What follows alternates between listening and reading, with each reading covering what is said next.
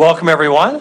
It is June 19, 2023. This is a work session of the Billings City Council. For anybody who's not familiar with our process, work sessions are a little more informal for discussion purposes, so we dispense with some of the formalities.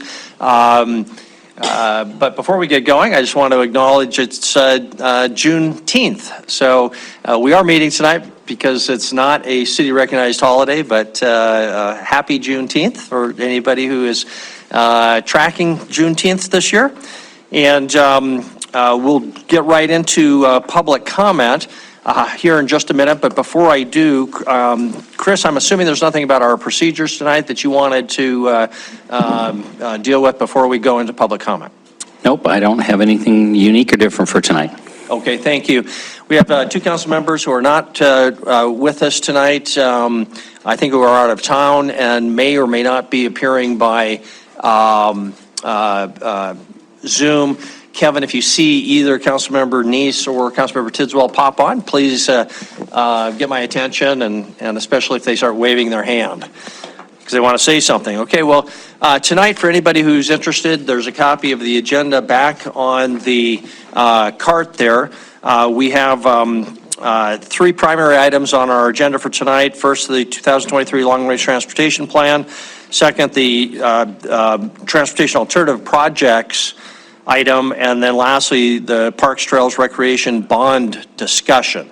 After each one of those, there will be an opportunity, or not after, but in the middle of each one of those, there will be an opportunity for public comment. So if you're here tonight and you can wait until we get to that item, please do so for your public comment if you wanted to comment at all. We also have an opportunity, two other opportunities for public comment, one at the very beginning for anything that's either on our agenda or not on our agenda, and you're welcome to make comment even if it is on our agenda, especially if you have to leave. But if you can wait until that item comes up, that would be best. And then at the very end, we'll have an opportunity for public comment on anything that was not on our agenda, which you can also comment at this time. I do know that we had a special request from the chair of the Rimrock Neighborhood Task Force, Richard King, to address the council, and we had some discussion, and he has written prepared comments that will probably go more than the standard 3 minutes, but it's very controlled and will be about 5 minutes. So with that, why don't we start with Mr. King, and you can take it away, and then we'll open it up for public comment on any item. We'll just ask that you do keep your comments to 3 minutes and tell us your name and address up front. So, Mr. King. Honorable Mayor Cole, members of the Billings City Council. I'm Richard King, Chair of the Rimrock Neighborhood Task Force. I appreciate this opportunity to address this council, and special thanks to Councilwoman Purrington. I wish to present our concerns about future development impacts along Route 3 between Zimmerman Trail and the airport. Our first concern, the speed limit, currently 50 miles an hour. Anecdotal evidence indicates usually higher. 4 parking areas along the south side of Route 3, part of the Skyline Trail, are under construction across from airport property. Further west, several residential subdivisions occur, requiring vehicles to once again slow for access. There is the additional burden for drivers to be aware of Skyline Trail users who may be directly in their path as they turn into the subdivisions. Please understand all turning movements are being made from a highway posted at 50 miles an hour. A vehicle has no safety net around it. No right turn lanes, no center turn, no center lane left turn safety margin. All turning movements are at the mercy of high-speed traffic. As we consider the north side of Route 3, the same general conditions apply. Billings Flying Service is developing their their commercial properties. The Montana Army Air National Guard is planning a large campus and maintenance facility along AJ Way, and additional private properties are for sale. Projecting into the future, This entire area has the potential for multiple mixed urban uses. Plus, the IBL Inner Belt Loop will provide access for significant commercial and residential expansion. We are requesting that the city begin a preemptive, comprehensive planning study for this entire area. Development pressures will bring annexation and rezoning requests, additional city services, police, fire, water, sewer, storm streets and storm drains. Ultimately, there may be schools, churches, parks, commercial services of all kinds, and other amenities found in our existing urbanized area. Route 3 could become an urban streetscape, 35 miles an hour, at least 3 lanes wide, and the possible addition of a north side marginal road to control access to Route 3 from north side properties and consideration of roundabouts at AJ Way and Reberg Ranch access. So, how to think about all this? Vision and careful consideration are needed. What possibilities will the next 5 or 10 years and beyond bring? One indication may be Billings West End. 25 years ago, most was irrigated farmland, livestock, grain fields, and several gravel pits. That is changing. Where is the new Albertsons located? Any bets on a service station near the IBL and Zimmerman roundabout? Please, think about it. Thank you for this time and your attention. Mayor Cole, do we have any time for questions and comments from the council? Probably not comments, but if people have specific questions, I don't want to cut them off. So, council, that's up to you. Councilmember Gillig. Mayor Cole, you sit on the policy coordinating committee, and that's, with MDT, this is an MDT route. Is that the right mechanism to be able to relate this letter, or is there, should we be working through our own staff? Yes. I would think it has to be both. I mean, it's an MTOT way, as you say, but I don't know how proactive MDOT is likely to be. So I would personally suggest that our staff work. Wyeth's been taking some notes there, and we saw at our last meeting an example of property being annexed in the helicopter facility. And personally, I don't see any reason why funding is always an issue. And so to me, that seems like a prime opportunity when properties are annexed to make some sort of assessment to cover some of those planning costs, which are high, but they're not, they're not as high as construction, obviously. So that would just be some thoughts. Councilmember Purington? Just real quickly, and thank you, Richard, for coming. One of the concerns that I was surprised that you really didn't bring up was addressing a parkway or an entryway into Billings for the north side, coming in from the north side. But I think that also should be a consideration because we want it to be very planned out. And I think, there's Wyeth. I think we have looked at or talked about it. So to me, that would also be important. Sure, yeah. So thank you. Okay, thank you. Okay, I don't see any other questions, but Mr. King, stay in touch, and thank you for your representation of the task force. Yeah, thank you, Mayor Cole. Thank you. Very good. We'll continue on then with public comment then on anything that's either on our agenda or not on our agenda tonight. Your Honor. Walt Donges with 406 Pride, 310 North 27th Street. I come today on the heels of Juneteenth. We had a great celebration in South Park Saturday. They said it was the best turnout they'd had, so things are growing that. I came basically to give you an update on Pride this year, and we are starting our Pride celebrations tonight. There'll be an adult prom at the depot. It's alcohol-free for those. We had a community cleanup this morning, the adult prom. Tomorrow we'll have free yoga, rainbow family movie and barbecue, Priscilla Queen of the Desert movie, and UFO Project comedy. We've got over 30 different events scheduled for the week. On Saturday, June 24th, under Sky Point, we will have 110 vendor booths in place and a lot of support there. 6 food trucks, excuse me. And so we just came to let you know that we're continuing to organize. We kind of thank the legislature for some of the nasty that's come out in the last year. It seems to have driven those people that have respect for all people together. We had 62 vendor booths last year. We now have 110. Over 20 sponsors for the events this year. And 3 years ago, we had 3 Pride celebrations in the state of Montana. This year, we have 11. So things are going. Thank you very much. Thank you. Any questions? Thank you. I'll leave you the schedule. Okay, thank you. And more at 406pride.org. Thank you very much. Next. Mayor, Council, thank you. Wesley Dunn, 832 Dorothy Lane, Heights, Montana. OP Clearinghouse at gmail.com, just to let everybody know, public and everything. OP stands for Operation Clearinghouse. That's one house at a time.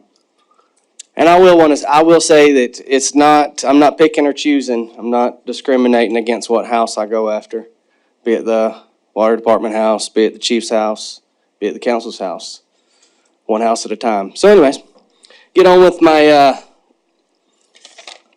my little presentation that I had. I'm going to start off from where I left last week. I don't know if any of y'all had a chance to go do some homework on the packet that I gave you, but I'm going to finish off with that a little bit. So, talking about the water main break on Memorial Day weekend, Mike Dotson was doing an interview with Q2 News, and he said that that's what they're going to do is put a Band-Aid on it.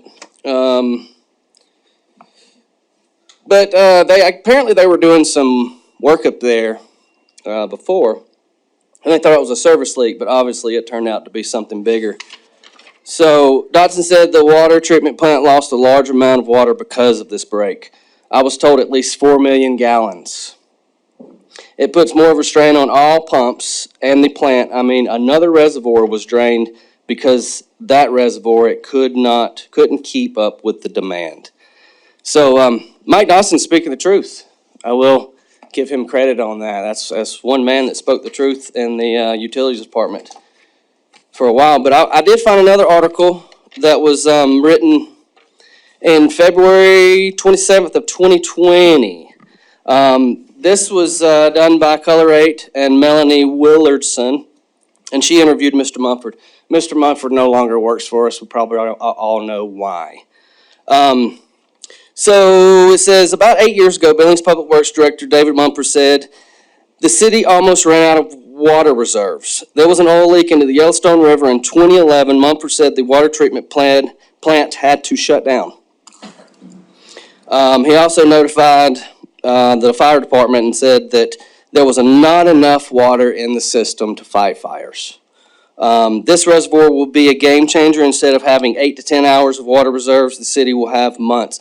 I'm talking about the West End Reservoir that we've been talking about ever since February 27th of 2020. Mumford said the project will cost $120 million. It will include a water treatment plant. Right now, Billings has one water treatment plant, and Mumford said it's 100 years old. I think it's about time we started really looking into this. So, another article that was released the next day, written by Michael Foth. Thank you for your time. Okay, thank you very much, Mr. Dunn.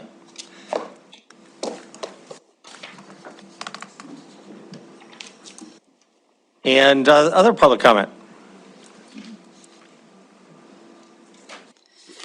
Good evening, Council, Mayor Cole. I have a couple handouts. My name is Amanda Stonerock. Address is 201 North Broadway. And I believe that all of you should have received a copy of the proposal packet here. This other handout is a new handout. I'm here today to represent the COC and some of the crossover SAC COC members. I had been working to try to draft a proposal before your budget hearing, but all of you were so efficient that you passed the budget last Monday. And so I understand that if we were to present something to you and you chose to fund some of the programs, we would have to go through the budget amendment process, which I understand.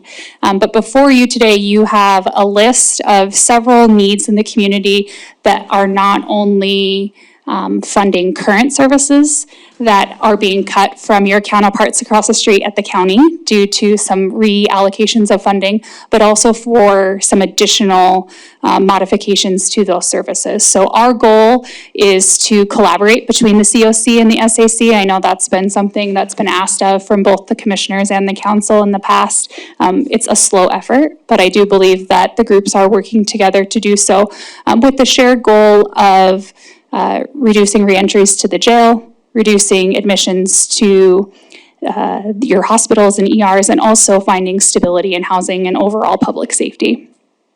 I know I have a short period of time. There's about $498 in full request from here. I expect the city to review and have a discussion. Hopefully we can come back on an actual dedicated day to talk a little bit more about each of the items that are in the proposal. But what you have in front of you today, again, the commissioners have decided to reallocate a lot of their public safety dollars to go directly toward the Community Crisis Center, which is leaving several services that are much needed without funding. So that's a big portion of it. Instead of going through this big 20-page document, please read it. My contact information is in there. I will request for us to come back and present again, but I wanted to get this in front of you as the budget begins in a couple weeks. Are there any questions? Were there any questions? And if I've heard $498, I think it was $498,000. $1,000. Gosh, if I could solve our problem with I solved. $498, wouldn't that be great? Yes, excuse me. Mayor I Cole, would. thank you. Councilmember Purington? So Amanda, I don't expect you to answer this question, but maybe back to Chris. The Crisis Center had their third-party evaluation. I don't know if it's been published publicly. I might actually be able to answer that. I was involved, as a consultant, I work a lot in the social services sphere, working with both SAC and the COC.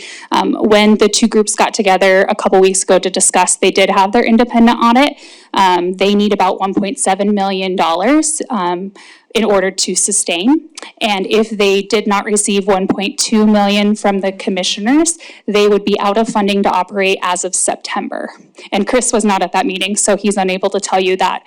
But that is why the county and the group together has gone to the county and said, we're gonna reallocate those funding to the crisis center so that they can operate, which leaves a huge deficit from a lot of the services that you have in front of you. So follow up, Mr. Mayor. So is there any way that we can see that audit from the Crisis Center? I believe that would have to be requested from their board of directors. Certainly Zach with the SAC has a copy of it, and then whoever's on their board. I do know that St. Vincent's is the one that did the audit and prepared it. Thank you. Yes, ma'am. Okay, very good. Thank you very Appreciate it. much. Thank you. Other public comment before we go to the first item. Good evening, Mayor Cole, City Council, Terry Todd, 135 Monarch Street. I came tonight to talk to you about the proposal that she just brought forward, because I don't know, I'm sure you all know that it's really hard to get people to agree on anything. And the fact that they could come together and decide that they would work collaboratively is kind of a miracle. And if we do not fund these services, we all suffer. And I understand that there's limited funds, but what I believe that they have brought to you tonight is something that is effective and efficient and not an unreasonable request. And I'm not getting any dollars out of here, so I am here simply because I know that if we do not take care of diversion and treatment and prevention, we are in a huge mess. And so I would ask you to look at this. I know that I've been here many times and you say, don't come back and ask for one more thing, and I totally understand where you're at. However, we have to have the crisis center. And for the crisis center to function, they had to get some of those dollars. And hopefully they can find a way to work more efficiently long-term.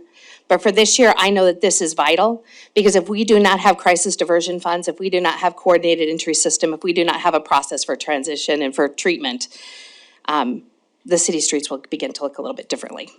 I would also encourage you, I would love to talk to each one of you privately and talk to you about some of the success stories, because I think we come here a lot and ask for money and never tell you what's actually happening on the streets. And so we've done some research, I've done some research on people that I know's lives have changed based on these things. And so I would love to talk to you about those, because I think that when we champion those causes, we get farther than just coming in and saying, hey, we need some more money. So thank you for considering it. I know that it is outside of your budget agreement, but it's important. And so I'd ask you to definitely give it some thought. Thank you. Thank you. Other public comment? And if there are others, go ahead and make a line so we know who else would like to comment. Mr. Underwriter. Mayor Cole and City Council. My name is Bill Underreiner at 2610 Westfield Drive. I'm here tonight on the rec center and the parks and trails development. This is a huge project for this city, and it's a project that needs to go forward. We've got a lot of things going on in this project for not only the rec center, but parks and trails. The rec center with sheets of ice and basketball and other type of things that are going to be in that rec center. It's really needed. And it will bring tourism and business to this community, which I'm sure every business person in this community would like to see it happen. But it's a project that is long overdue. We have the area to do it in, and I'd like to see this come to fruition. So not only, I'm here also with my wife, Mary, and not only will this project be great, I and my family will personally contribute to this project. Thank you. Thank you.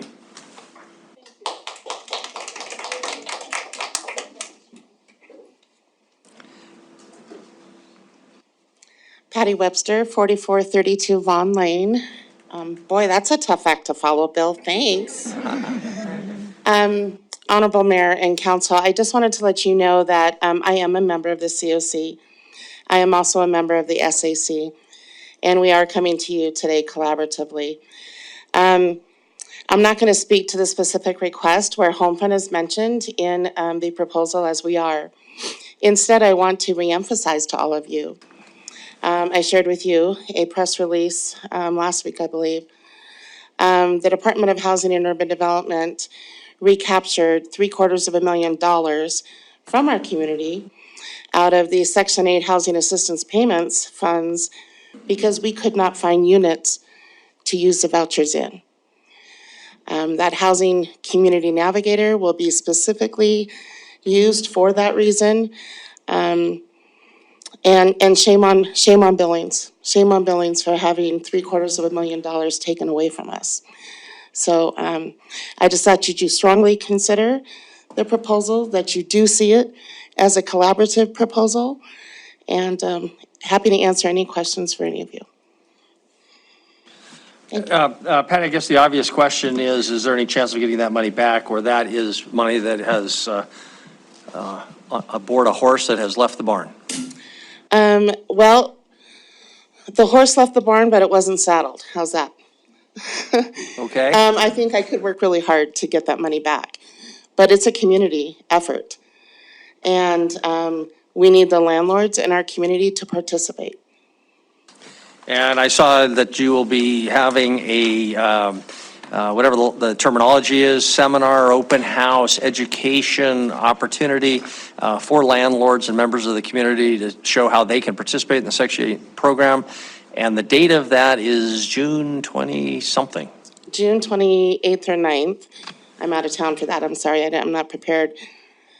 Yes. The other thing I want to bring to council's attention, and it was in the press release as well, but Homefront contributed over $83,000 in the last year and a half to make incentive payments to landlords for them to participate. That was out of our own funds. So we have no funds. We're coming to you now.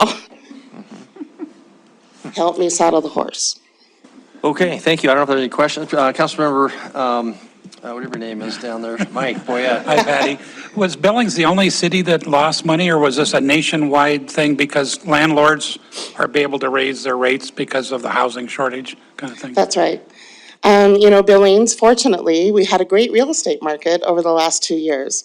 Unfortunately, that leaves people who are more barriered outside, knocking on the door for housing, asking for landlords to participate. And they all had vouchers. There's 280 vouchers on the streets looking for housing, but there's no room at the inn. There's no place to put them. Okay, thank you very much. Thanks.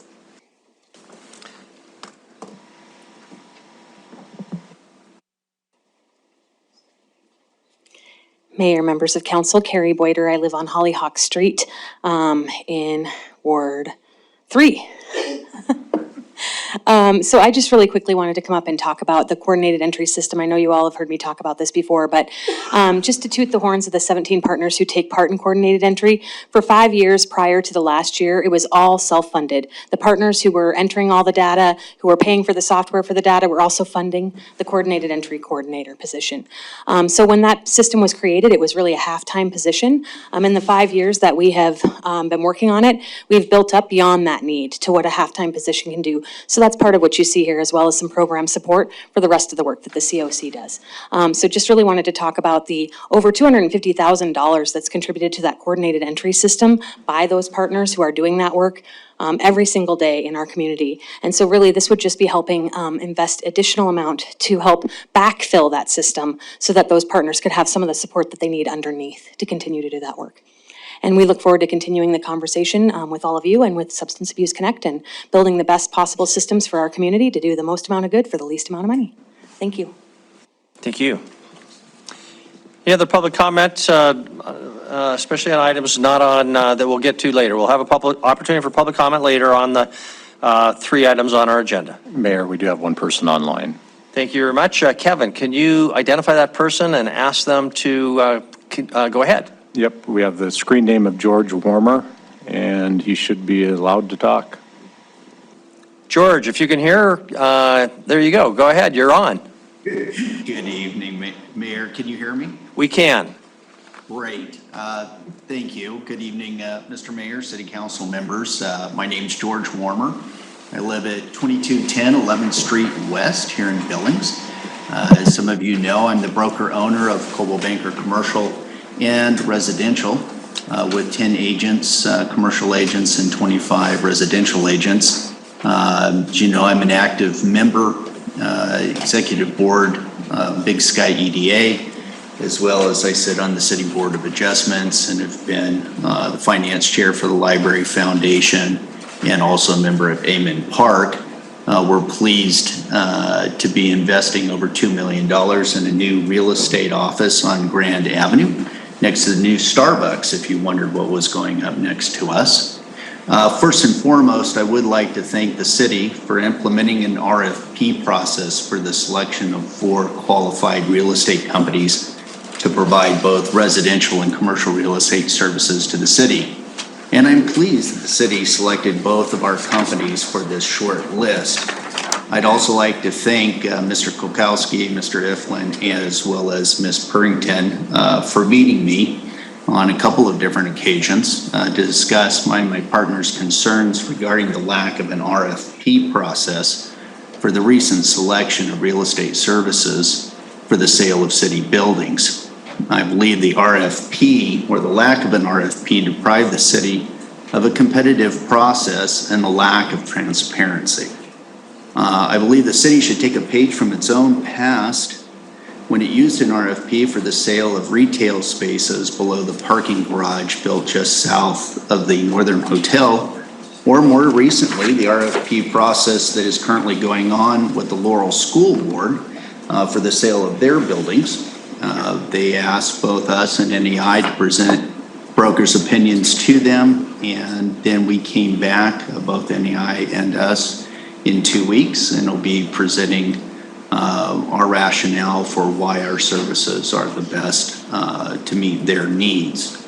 I've shared my timeline of communication and concerns with Ms. Purrington, And I do hope the city council will provide clear guidance as it relates to the selection of real estate services going forward, and would stress that I think an RFP would be most appropriate. So thank you for your time.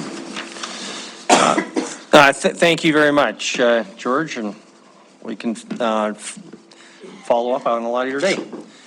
Other public comment? Is there any other public comment before we move to item number 1? Mr. Mayor. Oh, Councilmember Purrington. Excuse me, I was in the middle of a cough.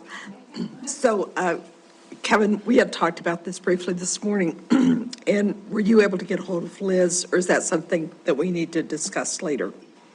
So Councilmember Purrington, I did talk to Liz today, and also Jessica Foose that was involved in the original RFP selection process.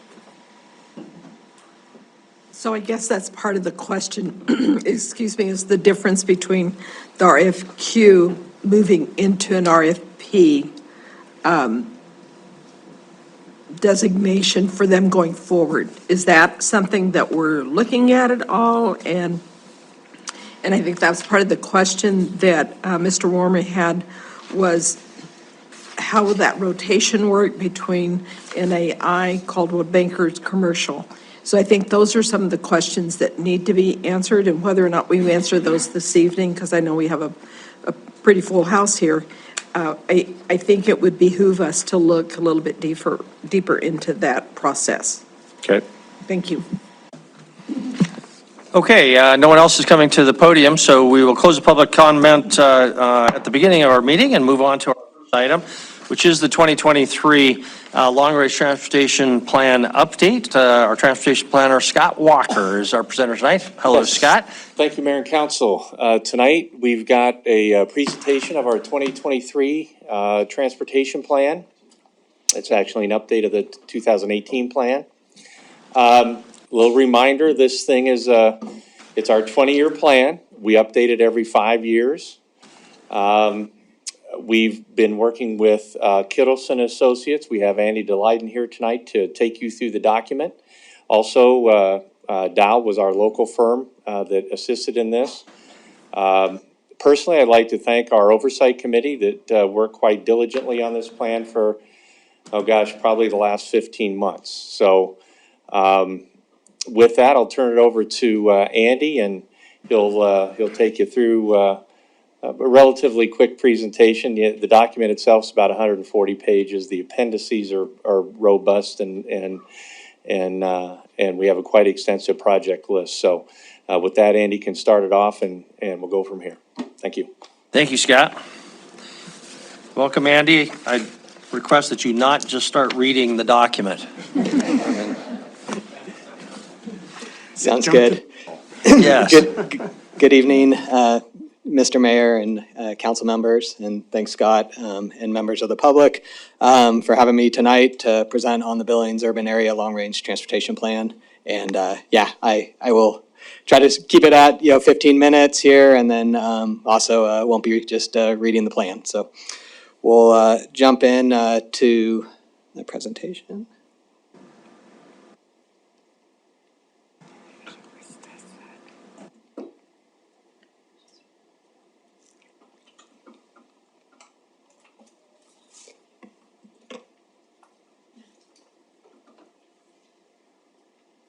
So presentation topics. Want to start with just a brief overview of the long-range transportation plan, and then touch about our effort that we did for the community outreach, which went through the whole 15 months, and there were different touch points. So I want to provide a few of the findings from that effort, and then after that, go into the project list. We've got about 416 projects that came out of the long-range transportation plan effort. So highlight the process that was used to get to that outcome. And then lastly, just a summary of our next steps with plan adoption. So what is a long-range transportation plan? The transportation plan is a framework that guides the development of multimodal transportation system projects in the urban area. And it looks out a 20-year horizon. And so in the case of this transportation plan, it was 2045, and it's updated every 5 years. Some of the factors that are required from federal level are summarized here. And so it captures these items as part of the transportation plan development and how the projects are formed, as well as some of the emphasis areas of the transportation plan. And then more recently, some additional focus areas came out through the Infrastructure and Investment and Jobs Act, focused on resiliency, equity, accessibility, and multimodal safety. And so those themes are captured throughout the transportation plan. The long-range transportation plan, a vision was established up front, working with the steering committee, and that's to support a livable and economically vibrant community through a safer and more equitable multimodal transportation system. And so with that vision, then there were a series of goals that were established to support that effort. And just a snapshot of kind of what a livable community is and some of the themes that are captured in here. There's an environmental side, there's a safety and security, there's providing transportation options as part of that livable community. The goals, which were also developed through the steering committee as well as then presented to the public during the outreach effort. And those focused around safety, resiliency, mobility, equity and accessibility, and economic vitality. The transportation plan itself, in terms of the area that was evaluated, is shown on the slide here. This is called the planning area for the Metropolitan Planning Organization. It's got 122 miles of roadway, 40 and a half miles of bicycle facilities, 86 miles of trails, 14 bus routes, and then some stats related to the general population within that planning area. And then when we looked out into the future, into 2045, the projections result in about a 1.2% annual growth for the planning area. The long-range transportation plan captures a number of different elements.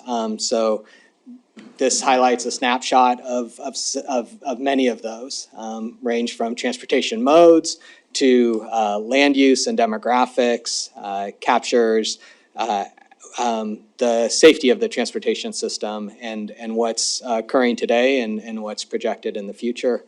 And then dives into identifying needs, opportunities for developing a project list.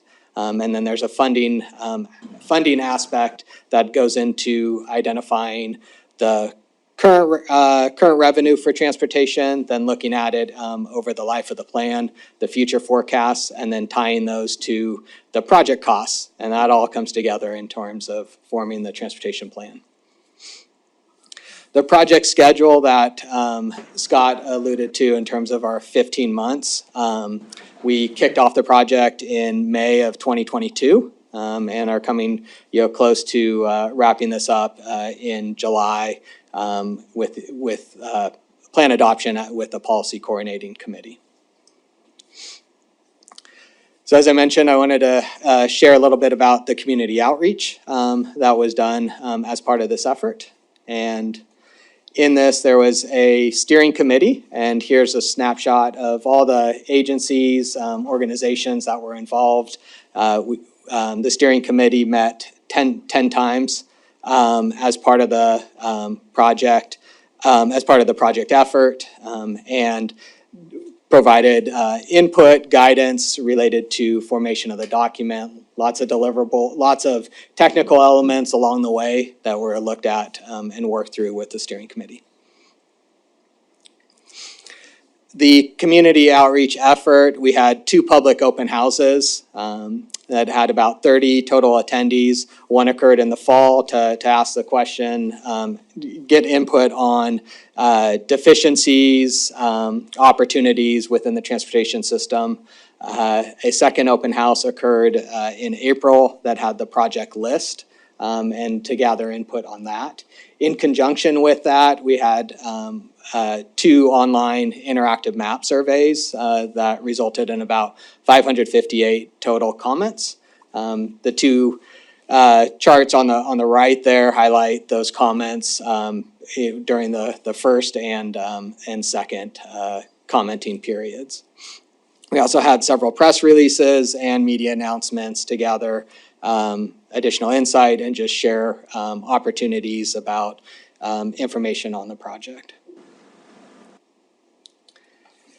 We had, in conjunction with the 2 open houses, there were 2 elected officials workshops with representation from City of Billings, Yellowstone County, Lockwood, Met Transit, Billings MPO, and Riverstone Health. And then we also did 12 meetings to various community groups during the duration of the transportation plan development. So one of the major items that's in the long-range transportation plan is the project list. And that development occurred through, a detailed analysis up front, looking at today's conditions and then into the future. There was a touch point there during public open house number 1 to gather input on needs and deficiencies and project opportunities. Where are gaps in the transportation system from a pedestrian standpoint, from a bicyclist standpoint, from a motorist standpoint, as well as a transit rider. Through that, the needs opportunities were established and then moved into developing the actual project list. And so this stems from, on the left there in the blue, capturing projects that are already part of existing programs, or such as the city's capital improvement program, the transportation improvement program, and then statewide transportation improvement program. So there were 72 projects from those that fed into the project list. There were 39 projects from recent plans and studies since the last long-range transportation plan was adopted. And then on the right there, looking at the project list from the previous long-range transportation plans, so 238 projects came out of that document and were reviewed and updated as part of this effort. And then 67 projects were identified through the additional analysis and community input. And there are often sometimes where maybe community made a comment, those could have been captured in the 238 projects or the 72 projects from existing programs, just highlighting that. But then there were ones that weren't on those lists, and that's where those additional 67 came from, and which resulted in a total of 416 projects. We took that project list and went through a prioritization process. There were 12 criteria that are shown on the slide there. Through that effort, we scored those and then reviewed those with the steering committee, as well as took that information out as part of the public open house number 2 and the interactive map survey. And then the last component in here related to the project list is how are they funded? So on the left there, we looked at detailed research working with the members of the steering committee to identify the federal funding, state funding, and local funding sources. And in there, then utilize that information to project out in 5-year, 10-year, and to the life of the plan to 2045 revenue projections. And we had the project list, went through the prioritization criteria, and you blend those elements together in terms of trying to figure out certain funding sources could be allocated to certain projects, and that go through an iterative process to come up with the resultant project list, which is a set of committed, recommended, and illustrative projects. The committed projects are ones that are already committed or funded within the City of Billings Capital Improvement Plan, the statewide Transportation Improvement Program, and the Transportation Improvement Program. And then the recommended projects are those projects that we are anticipated to be able to be funded with the available funding through the life of the plan to 2045. And then lastly, the illustrative projects are those that are important projects identified through this effort, but the funding, there isn't enough funding within the life of the plan to fund those at this time. And so they are identified in the plan, they're just not part of the fiscally constrained element of the plan. The project list breakdown in here, this summarizes projects by category and then projects by type. So the category in here, take this, the category breakdown. So there's bicycle, pedestrian, safe routes to school, and trail projects. Those projects or categories, pedestrian and bicycle elements are also captured in the intersection and roadway projects. So it's not a perfect breakdown when you look at that, but it's just giving you that element that those are captured within some of those projects. The highlights, there were bicycle projects, trail projects, and intersection and roadway projects. Those are kind of the projects that have the most projects. All of the Safe Routes to School projects that came out of the most recent Safe Routes to School plan are identified in this and have a project cost associated with those within the transportation plan. The last part to the transportation plan effort is identifying the fiscally constrained element. And so the committed and recommended projects in the long-range transportation plan have a cost of approximately $988 million. The projected revenue for the transportation plan is $1.25 billion. And so from that effort, the fact that the $988 million is less than the $1.25 billion, the plan is fiscally constrained. We've got a few slides here just to give you kind of a geographic representation of some of the project elements. So roadway projects, there's 81 projects identified. This includes widening capacity-related projects, but also studies in terms of identifying new connections and diving into more detail on those connections. Congestion management projects, there's 71 projects. This is looking at enhancements to existing traffic signals, doing retiming of signals of corridors on that effort. Bicycle projects, there's 124 projects identified.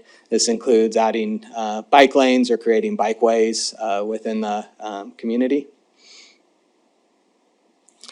Pedestrian, safe routes to school, and trail projects. There's 118 projects in the transportation plan. Pedestrian, but probably the one that's the pedestrian projects, those include identifying new crossings at different locations, as well as filling in some sidewalk gaps that aren't captured within some of the other transportation projects.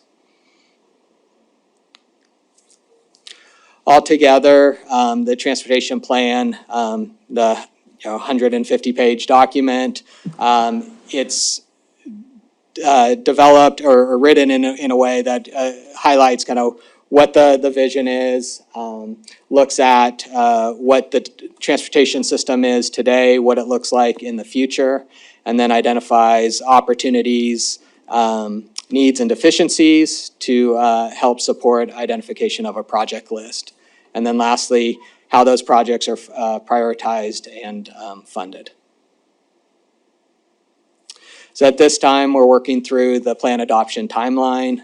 We're here for the work session with the City Council, and then we'll be moving to City Council the goal would be the City Council meeting next week, and then presentations also to the Yellowstone County Board of Commissioners, as well as then the public hearing for the Yellowstone County Planning Board, and then coming to the Policy Coordinating Committee in mid-July for adoption of the plan. There's also, I'll stand for any questions, but just want to highlight, there is a online map, maps.kittleson.com, Billings LRTP 2023. It's interactive. You can turn on the different categories and be able to see more project information. And that'll be something that's available after the plan is adopted, as another resource for the region. With that, thank you. Okay, thank you, Andy. Before we open up for public comment, are there any questions? Councilmember Joy. Thank you, Mayor and Council. Could you turn your slides back to the one that has the red dots where the projects are identified? I just wanted to know a little bit more about the project that's identified on South Billings Boulevard and then the one on King Avenue. Thank you. I'm just pulling up the reference so I can speak to that. Let's see.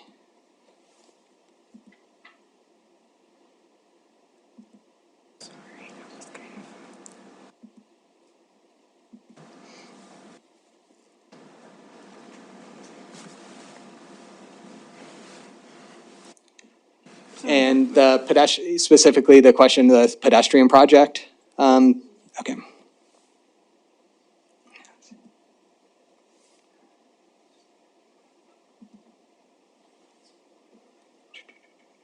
I'm surprised you don't have them all memorized. There's only 416.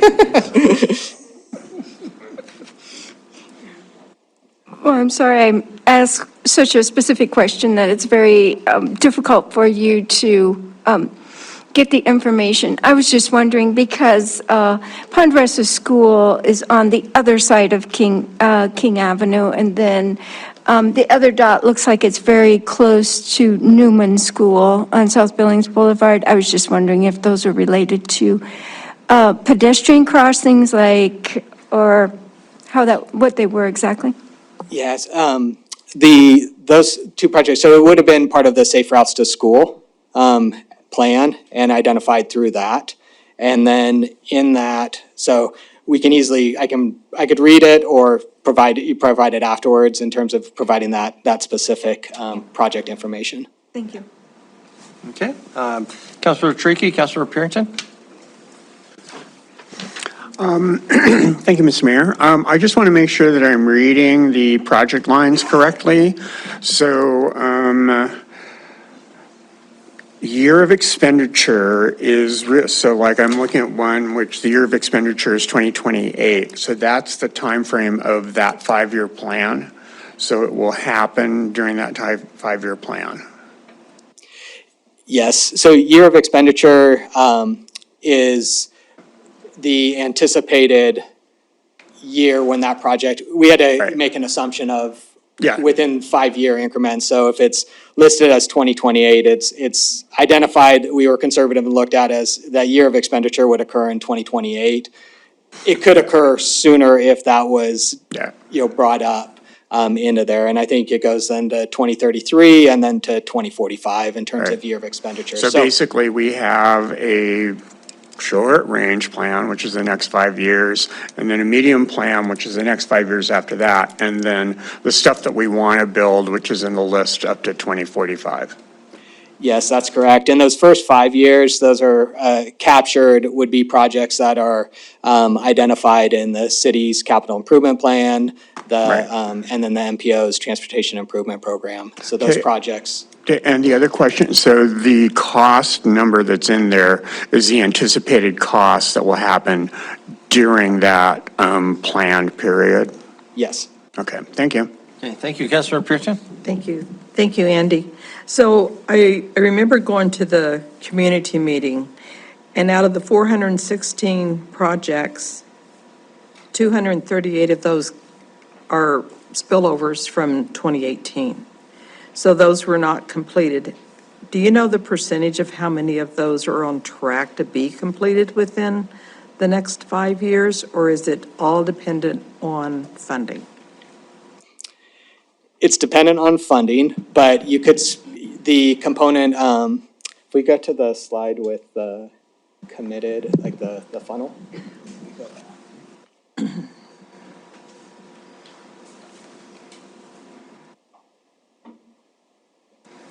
So the 72 projects, so some of those they were on the previous plan, but they weren't in that first 5-year increment. So those are ones that potentially have moved up in that element.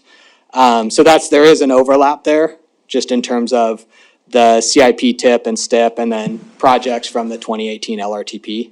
There is a little bit of, in that essence. And so those 72, the 39 projects from recent plans and studies, those are ones that at 2018, since the 2018 LRTP, there was a new plan that was developed and studied and identified projects such as like the Safe Routes to School plan. That is one that falls into that and identified new projects. So the 238, a number of those that would come out, related to funding are related to trails and bicycle projects within that capture. I think that are kind of carryover. And then there are some intersection and roadway projects in there from the previous LRTP that were probably more related to studies that just haven't been prioritized, for the region to look at this time. So quick follow-up. Okay. So, do you, in all of your enumerations, do you project about, because it's, 238, that's about half, maybe a little bit more, but do you project what you think projects will be completed that will not have that spill over to the next 5 years? Yes, so we don't go through, I guess, that exercise direct, but it would be those 72 projects. Those are ones that in theory should be complete, or working towards completion by the next LRTP update in 5 years. And then a percentage, a small percentage of that remainder would be ones that maybe those projects are starting to get moving forward. For instance, there might be a discretionary grant program that the city or the region goes after for a certain project and is now able to move that project up where we had, kind of had it further out in the horizon. Okay, council, we do not need to take any action tonight, so don't go anywhere, Andy, but let's open up for public comment, see if there is any on this item. So if you are interested in commenting on item number 1, our long-range transportation plan update, please come forward. Is there any public comment on item number 1? No one is coming forward and no one is online, so we'll close the public comment period on item number 1. Council, before we move on to item number 2, are there any final questions or comments? Otherwise, we will see this on our agenda in 1 week from today. Okay, we'll move on then. Thank you very much. Andy, Scott, thank you. Item number 2, Billings Metropolitan Planning Organization Transportation Alternatives Projects. Planner Laura Maddox is our presenter. Laura. Good evening, Mayor, Council. It's a pleasure to be here with you tonight to go through this wonderful opportunity we're going to have to fund a couple great projects in our community. And Andy will bring up my presentation for me. Those extra duties as a sign for our consultant. Thank you.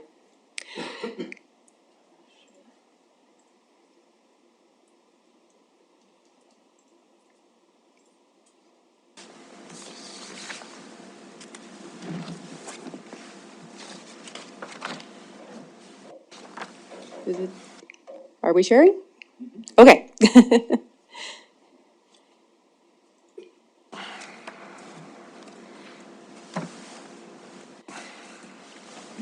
Okay. Go ahead and advance me, Scott. You have to use the right arrow. Thank you. Sorry about the delay. Just what you want on a meeting night. So we were very lucky this year that with the new transportation bill, it gave an opportunity for MPOs over 100,000 to start managing their own transportation alternative funding. Prior to that, It was a grant process through the state of Montana. It was very difficult. There was limited funding, and it's very difficult to get funded. Prior to that, we had the Community Transportation Enhancement Program, which funded many of our trail segments and was a very efficient process and funding for the MPO to administer. Those funds came to the city and the county. You guys pooled your funds, and we were able to build a lot of projects that way. This year, as for our first time out, we were lucky to get just over $6.3 million one-time allocation. That's kind of some back payments that were owed. And so we were able to open it up for grants this year. And moving forward, we anticipate $700,000 to come in yearly. Eligible applicants are city and county and tribal, so nonprofits have to have a local sponsor, either the city or the county, and we have that in one of our applications this year. Okay. So the process, again, goes through the MPO. It's our local process. We mirror the MDT process as far as timeline and what we look for in our application. The MDT manages all projects unless the community participates in the local guiding document. So the City of Billings does participate in the LAG process, which gives them an opportunity to run their own projects. It does save a lot of time and money, and we anticipate that our city project will be run through the city. Lockwood, that project will be run by MDT, so they will probably be a year behind us just because of going through the MDT process. Just a reminder that it does include a local match of 13.42%, plus we must account for MDT's indirect cost rate. So, but all that information was provided in the application so that applicants could do a really good budget with anticipating inflation and all those extra costs. To be the evaluation, how we run this program is that the MPO reviews the applications, and we send them to the technical advisory committee made up of city and county and MDT staff that review them technically to make sure that they meet the points available, and they score those projects, and up there is shown those scoring evaluations. So the first project was submitted on behalf of the Lockwood Pedestrian Safety District through Yellowstone County. This is Old Hardin Road.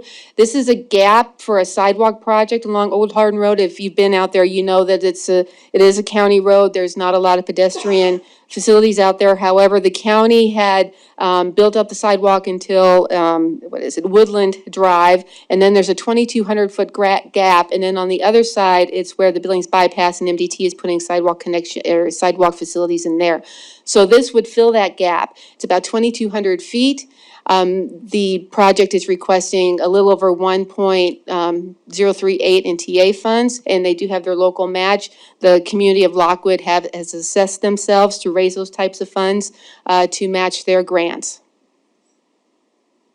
This is a picture of that location of Woodland, and then it just about goes up to Johnson Lane. That will be the gap that is filled in. The next project submitted was the City of Billings for Stagecoach Trail. This is the pathway that will get us from the Skyline Trail down to Rimrock Road. Our standard for a side path is 10 feet. And this project, as you can imagine, when you look at the rims and trying to get from the top and to the bottom, it's going to be quite an interesting project. We'll be going through quite a bit through engineering and design. We'll be meeting with the city's ADA coordinator as well as LIFT to make sure that we meet at the best of our ability those ADA requirements. The Stagecoach Trail is asking $4.7 million in TA with a local of $805,000, including $100,000 from Billings TrailNet contributed to this project.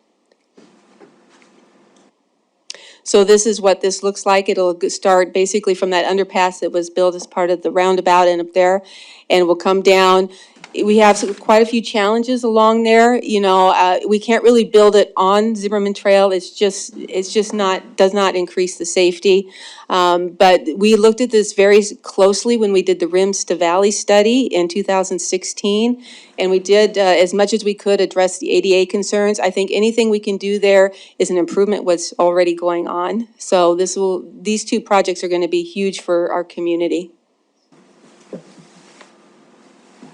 Again, the TAC members scored these projects, and although we have enough funding to fund both projects, we still did ask them to score them. These are the points that were submitted for those projects. So the review schedule will be coming back next Monday for your action on this. You'll be making a recommendation to the Policy Coordinating Committee on these projects. And it's kind of running with the LRTP, so PCC will look at it July 18th. Once there and finalized, we will send those applications up to MDT and they will go to the Highway Commission in August. We have hopes that the Stagecoach Trail can start some preliminary engineering and design later this fall into winter and hopefully bid actually next year. I anticipate the Lockwood project probably not getting started for engineering until next year and not built until 2025. And with that, I'll be happy to answer any questions. Great. Thank you, Laura, for your concise report. Questions for Laura? Before we open up for public comment. Thank you. Not seeing any, so we'll do that. If anybody would like to comment on item number 2, the Transportation Alternative Program application here, please come forward. Is there any public comment on item number 2? No one is online. No one is coming forward. Again, this item will come before us our next meeting, so we'll close the public comment period. Council, we'll move on to item number 3 unless there's anything else from you. Okay, that brings us then to item number 3, our Parks, Trails, Recreation Bond discussion. Chris is going to start off, but I think we've got some other city presenters, and Chris will tell us all about that, I guess. Chris, it's all yours. Thank you, Mayor and Council. So my goal here is to introduce the team, set some context, and get out of the way. Let these guys present the information. So tonight you'll be hearing from Parks, Recreation, Public Lands Director Mike Pigg, Corey Thompson, our Recreation Superintendent, Andy Zeller, our Finance Director, Chief St. John, and very briefly from myself, and then there are other people here to answer questions. The request actually would be, unless there's something very specific to clarify, let us get through the presentation, and then we're all here to have the conversation throughout the night. And I know we have several folks from the public here to also speak. So for some context, as you're well aware, back in May of 2022, the most recent set of strategies and priorities the council has adopted included 5 basic strategies. Improve safety first and foremost, continue to invest in infrastructure, increase our parks, trails, rec, and cultural investments, improve the built environment, kind of quality over quantity, and build a high-performance organization, all of which under the guise and recognition that we, like every other community out there, are in a competition for retaining and recruiting employees and citizens to our community. But I want to emphasize this didn't start in 2022. In fact, it started well before I got here in late 2018. The comprehensive Parks Rec Trails plan was actually adopted or completed back in 17. In 2020, amongst the council's priorities, it specifically identified that we needed to create a park development fund. There was a recognition we needed to do that. In 2021, that evolved a little bit to say both the fund and analyze financial funding options for us. And then in 2022, we got to the language that's in front of you, and I'm not going to read it, but it basically says, okay, we know we're at a point where we need to make some determinations throughout 2022 and early 23, because our intent is to go to the voters in 2023 with substantial recreation investments, parks and trails investments, and dealing with operational issues. So with that, I'm going to turn it over to Director Pigg, and then it will go from there. Thank you. Thank you. It does. Thanks, Chris. Mayor and Council, so as Chris explained, this has been a long, ongoing process, and we've really been concentrating on the last year. And so I just take you back to about June when we brought in this slide, June of last year when we brought in this slide, and it says, the City of Billings has an incredible opportunity to chart the course for the Parks and Recreation Department into the future. And so this kind of carries over to the founding fathers of Billings. They built these community parks and then designed the city around that. And they had this vision for how the city was going to grow. And somewhere along the line, that vision got changed or dropped. And we didn't, as everybody knows, we haven't built a community park or started building a community park since 1980s. And the last community park that we completed was Rose Park back in 1960s. So it's been a long time, caused this gap in construction. And at some point along the line, we changed the discussion on this from just building parks and that to how do parks and recreation fit into public safety. And so I recently went to the SEPTED meetings, and one of the things they talked about was the benefits of place. And so basically, instead of just building parks and amenities like that, we're actually looking to build places. And what that is it's more like building a community around the parks and improving the safety because we've activated all of that space. And so it improves safety just by building these and then activating those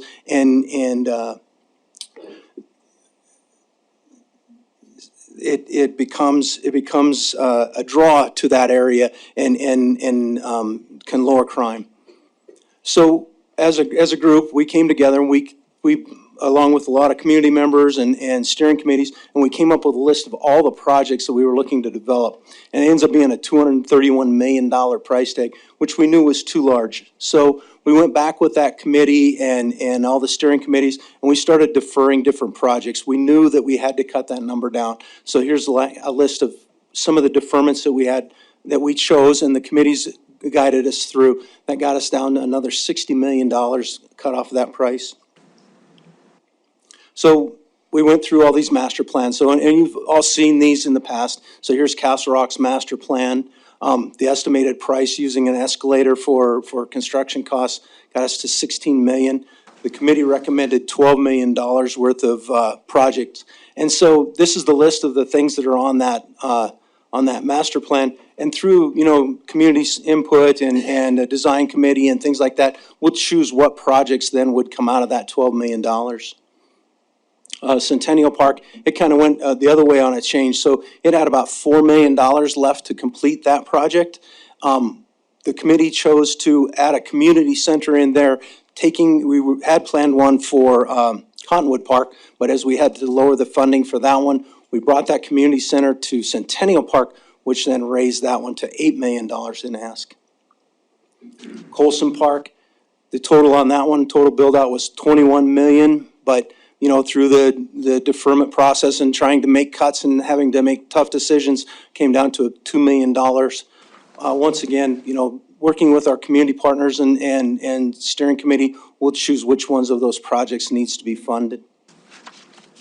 Poly Vista was another one on the list, another master plan, had $5 million worth of construction projects left to go on that master plan. There's a list of those. We cut that back down to $4 million. So there's, once again, using community input and steering committee and design committee, choosing which projects to fund. Then the big one was the multi-generational recreation center. This thing sat through a steering committee, a number of meetings over the course of a year. We had a number of different ideas, and even this body weighed in on what size this project needed to go to, and we landed here. So it has 2 sheets of ice, 50-meter pool, the basketball courts, all the facilities going into that rec center. Total price tag on that was $111 million. We had the TIF funding to bolster that with $25 million, getting that price tag down to $86 million.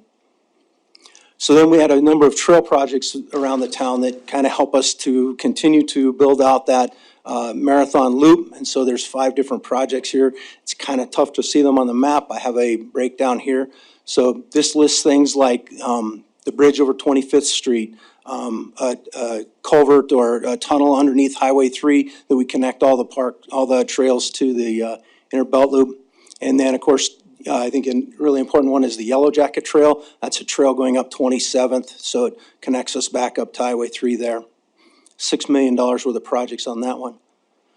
So we put all those into a spreadsheet, and we come out with lists them all out, has $211 million worth of projects. We do the reductions that we did, so that took another 38 million off of there, got us down to $173 million worth of projects.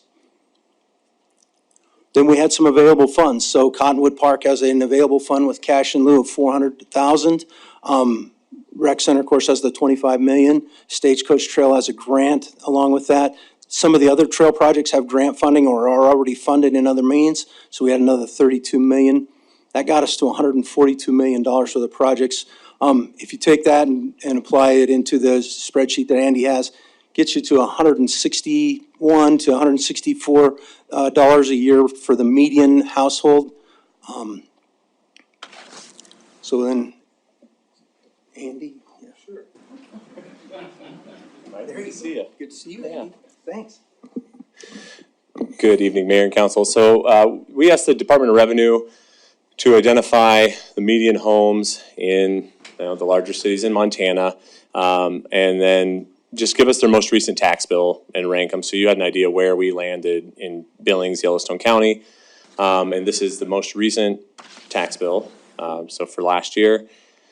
And the median home that they had identified for us, their total tax bill, that's taxes and assessments, is $2,700. With Missoula at $3,900 and then Butte Silverbow down at $1,900. Just providing this really as a frame of reference on where we're at for our median home. Obviously different value median homes in each one of those communities. Is that all I had? Nope, you get the O&M funding too, remember? Oh, I do. All right.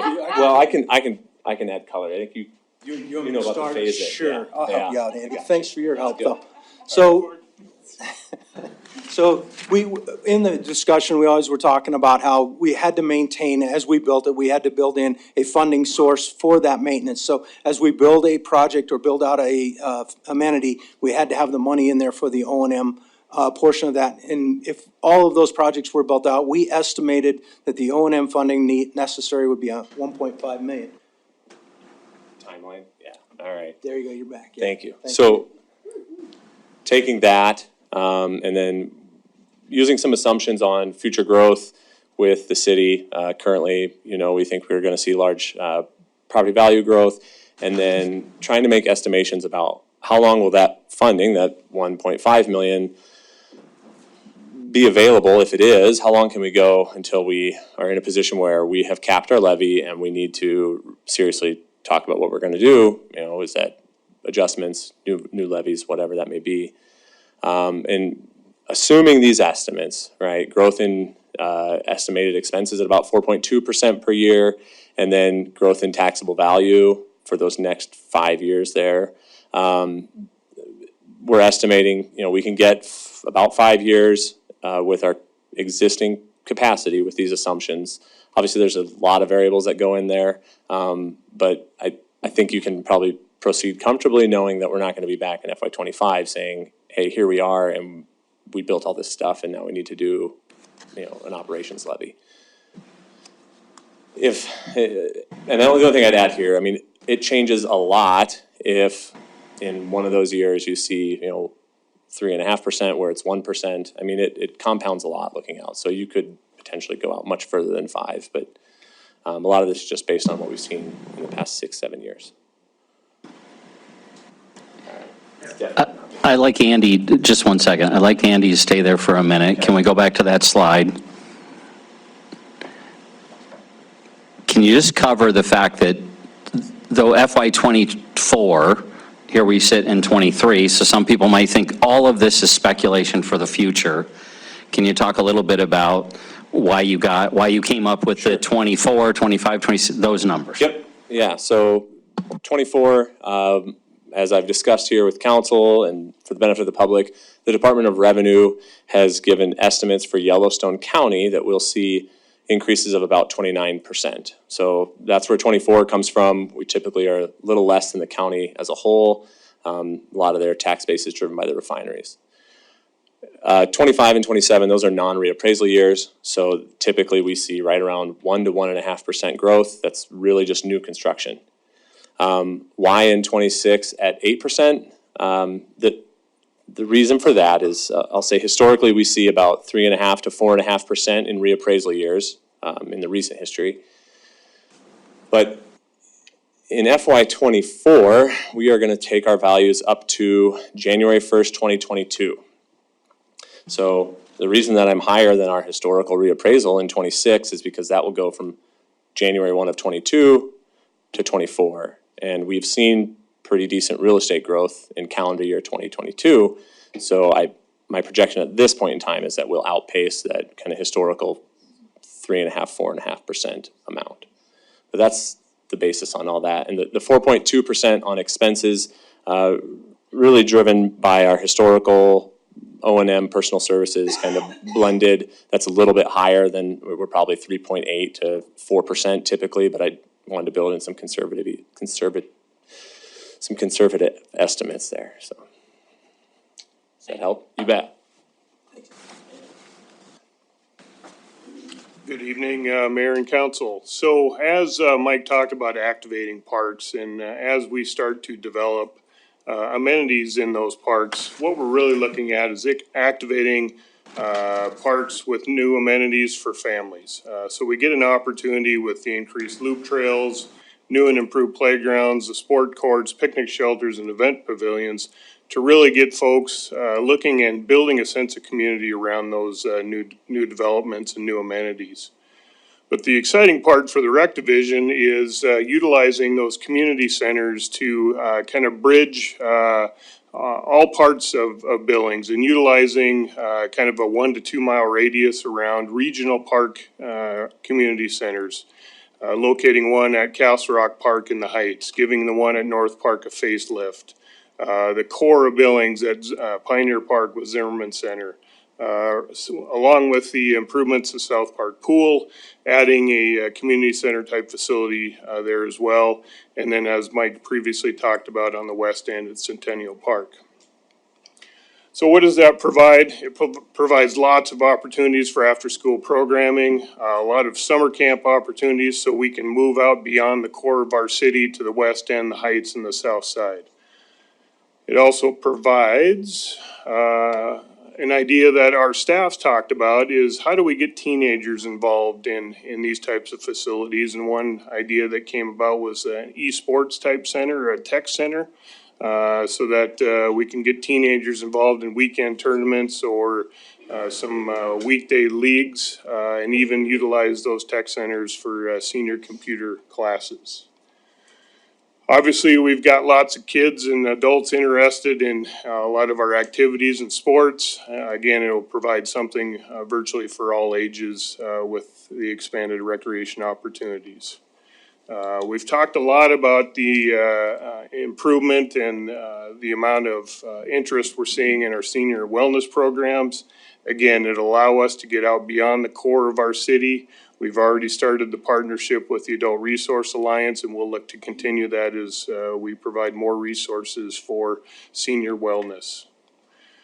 Kitchen areas. So again, we've got a lot of programming opportunities for those. We've got Kids in the Kitchen, we've got Discovering Nutrition, and a lot of different opportunities for kitchen area type facilities. And one of the big things it does is it provides space for community events, for rental groups or business meetings. The use of the kitchen, the multi-sports area will give folks plenty of opportunities to have those types of meetings. So as we talked about expanding recreation in regional parks, we also want to talk about expanding recreation opportunities in neighborhood parks. Last Friday, we kicked off our pilot program for our Rec to You program at Highland and Hawthorne Park, and they were extremely successful. We had well over 50 kids participate at Hawthorne Park earlier in the day, and then at Highland Park, we had just about 20 kids there. So our first day, we're extremely excited, very happy with the turnout, and excited to continue that. Again, moving forward, we'd really like to expand that to more than just 2 neighborhood parks. So we're looking at 6 to 8 parks potentially, something you guys will see during our budget process next year. And again, all these are free activities. We're activating neighborhoods and we're trying to help curb and work through crime prevention. So as we talk about safety, one of the things we need to look at is well-maintained and well-programmed parks. They provide a sense of community, they're valued by the community, and again, activated parks kind of serve as community hubs. And that's what one of our ultimate goals are, is to get those folks interested in whether it's the amenities provided or the programs provided. One of the things we thought were important here with the Trust for Public Lands information is that Billings, 69% of residents have a 5 minute or less walk to a local park. The median across the U.S. is 47%, so we're a little behind in that area. And ultimately, one of our goals is to provide essential services equitably from the heights to the west end, south side to the rims. One of our last slides here kind of talks about quality of life. Parks and Recreation improves quality of life by empowering neighborhoods, building that sense of community for all ages. And we talked about that last bullet point there with a lot of our senior wellness programming, having spaces and resources to continue to do that. And I believe our last slide here, if it'll, there we go. Hey, and I'm gonna hand it over to Chief St. John. What a pleasure. Yeah, thanks. Mayor, Council, good evening. Corey touched on it a little bit. I think it's an aspect that is overlooked, and that is there's an absolute direct correlation to well-developed, well-maintained, well-operating parks to crime prevention, crime reduction. We know that well-developed parks creates what we call social capital or infrastructure for a community, which brings people together and makes them feel safe. It is a community hub. It empowers the neighborhoods. It improves quality of life. Developed parks remove signs of disorder, and it sends a message that the city and the community are valued. It encourages communities to protect and care for parks. Serves as a deterrent by displaying to residents and businesses that they are actively involved in the community. And violent crime, as you're well aware, is a public health concern. Parks are critical to our public's health. When more people gather in the parks, there are more eyes on the streets, exposing criminals to constant community surveillance, and that pushes crime away from the parks. Reports and statistics show that there is an overall reduction in crime, an overall reduction in gun crime in and around well-kept parks. We know that lighting is a proven deterrent, and that falls into the aspect of SEPTED, which you'll hear a report on later. Positive activities and programs after dark definitely reduces crime. And then, obviously, deteriorating parks get bad reputation, attract criminal activity. And I will close by saying that parks are not the whole answer to criminal activity, but they are most definitely part of the solution. Mayor? Thank you, Chief. Appreciate it. Next. You can go ahead. So I'm going to hand it over back to Director Pig. One context piece I failed to give you at the beginning. It was kind of interesting if you think about the presentation we started with tonight on transportation. I think the number was north of $900 million worth of projects. So as we talk about the significance of these investments, and they are significant, don't hear me to understate how significant they are. And yet, of our total annual budget, we spend about 3% of that annual budget on parks, recreation, and our public spaces. Now, this will move the needle on that, but my point is it will still keep it, as it appropriately would be, in single digits. But I worry that frankly, you could walk away from this discussion and somehow think we're trying to move the parks budget to be comparable to public safety or to transportation or to some of our other budgets, and we're not. So just a little bit of context there, as I know you see the annual budget in and out. And Director Pig. Thanks, Chris. Mayor and Council, so as you can see, this is our wrap-up slide. We're asking for guidance for a resolution tonight, and then hopefully be able to come back with a resolution language in July 10th, and of course, moving into November for approval with the voters. You may have noticed in our presentation tonight, we didn't touch on the rec center very much. Corey and I, it doesn't show our lack of enthusiasm of that. We are very excited about a rec center. But I think this room is filled with people that can do a better job of speaking to how that's going to change their lives than Corey and I can talk about how we're going to program that space, which I think is very obvious. And so with that, I'm wrap up our presentation. Very good. Thank you, Mike. Thank you all of the presenters. Much appreciated. Good presentation. Council and members of the public, we typically try to take a break in about half an hour, about 7:30. We'll see where we get here. We'll have some questions for staff, I'm sure, from council. Then we'll open up for public comment. If we're moving right along and there aren't very many people to comment, we can delay our break, or we can break and then come back for additional public comment. But first step will be just to see whether council has questions, especially factual questions. Council had asked that you kind of hold off on commentary until we've had an opportunity to hear from the public, so as not to prejudice comments from the public, yay or nay. Directing now, though, to any of our presenters, do we have some questions before we open up for public comment? Councilmember Shaw. Thank you, Director Page. Welcome. I think it's the first time we get to see you as officially the new Parks Director, which is exciting. I don't like asking questions that I think I already know the answer to, but I just really want the public to hear this. Can you dive in just a little bit to the South Pool budget and reassure me and the other person who represents Ward 1 that we're going to be getting a facility that really is comparable to Rose Park? Different, but on that same level. Correct. And so it is concerning when you see that we had to do a reduction there. But we believe we've talked with staff and with others in the design phase, and we believe that we can build a comparable size pool. Once again, it will be different than what's there. Tying that more to that splash pad and utilizing that as a whole one facility, and then providing a community center there also at the same time.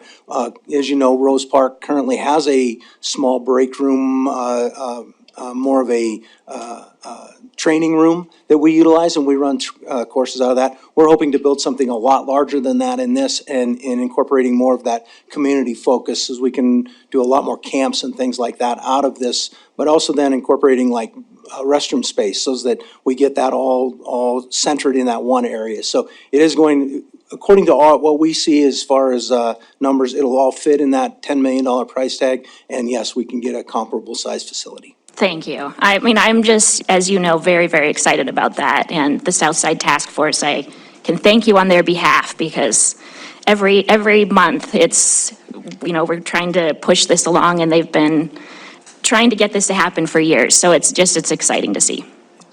Thank you very much. Councilmember Joy. Thank you, Mayor and Council. I have a question for Director Zeller. If you could go back to the slide of the assumptions, on the economic assumptions, in terms of the assessment and taxable value. I wanted to ask again, for FY 26, you have 8% growth. Could you go into that just a little bit, in a little bit more detail, what that assumption is built on? Number two, growth in existing expenses at 4.2%. I know that through supply chain problems and all of that, we've had significant growth, including delays in getting playground equipment. You're well aware of all that, but just a little bit more detail about those assumptions. Thank you. Sure.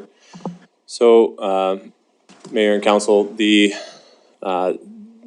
estimated growth in taxable value,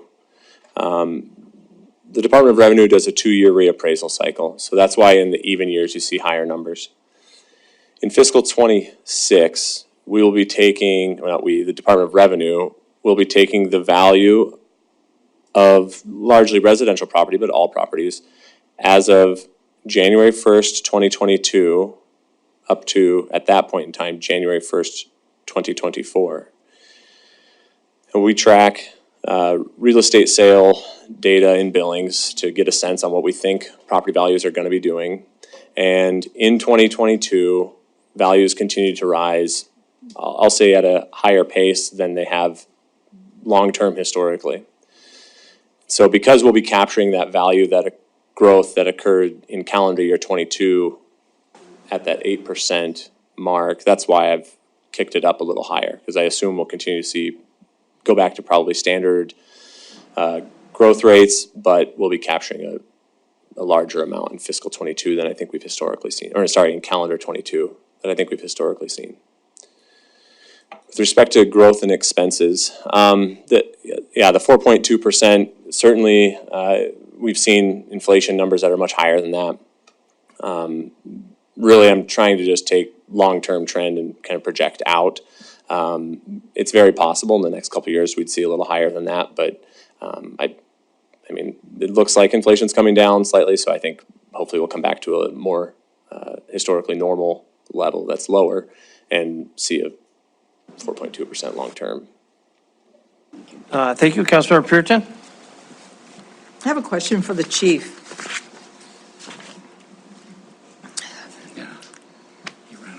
He ran away. It's too quickly. You know, I just have a question. It's kind of one of those chicken and egg questions. Because right now there is crime evidently in the parks, but I don't know the amount. I don't know if any of the parks are considered hotspots in Billings. So we got a couple of emails today that, you know, people saying, well, hey, we don't go to the parks because, you know, it's not safe.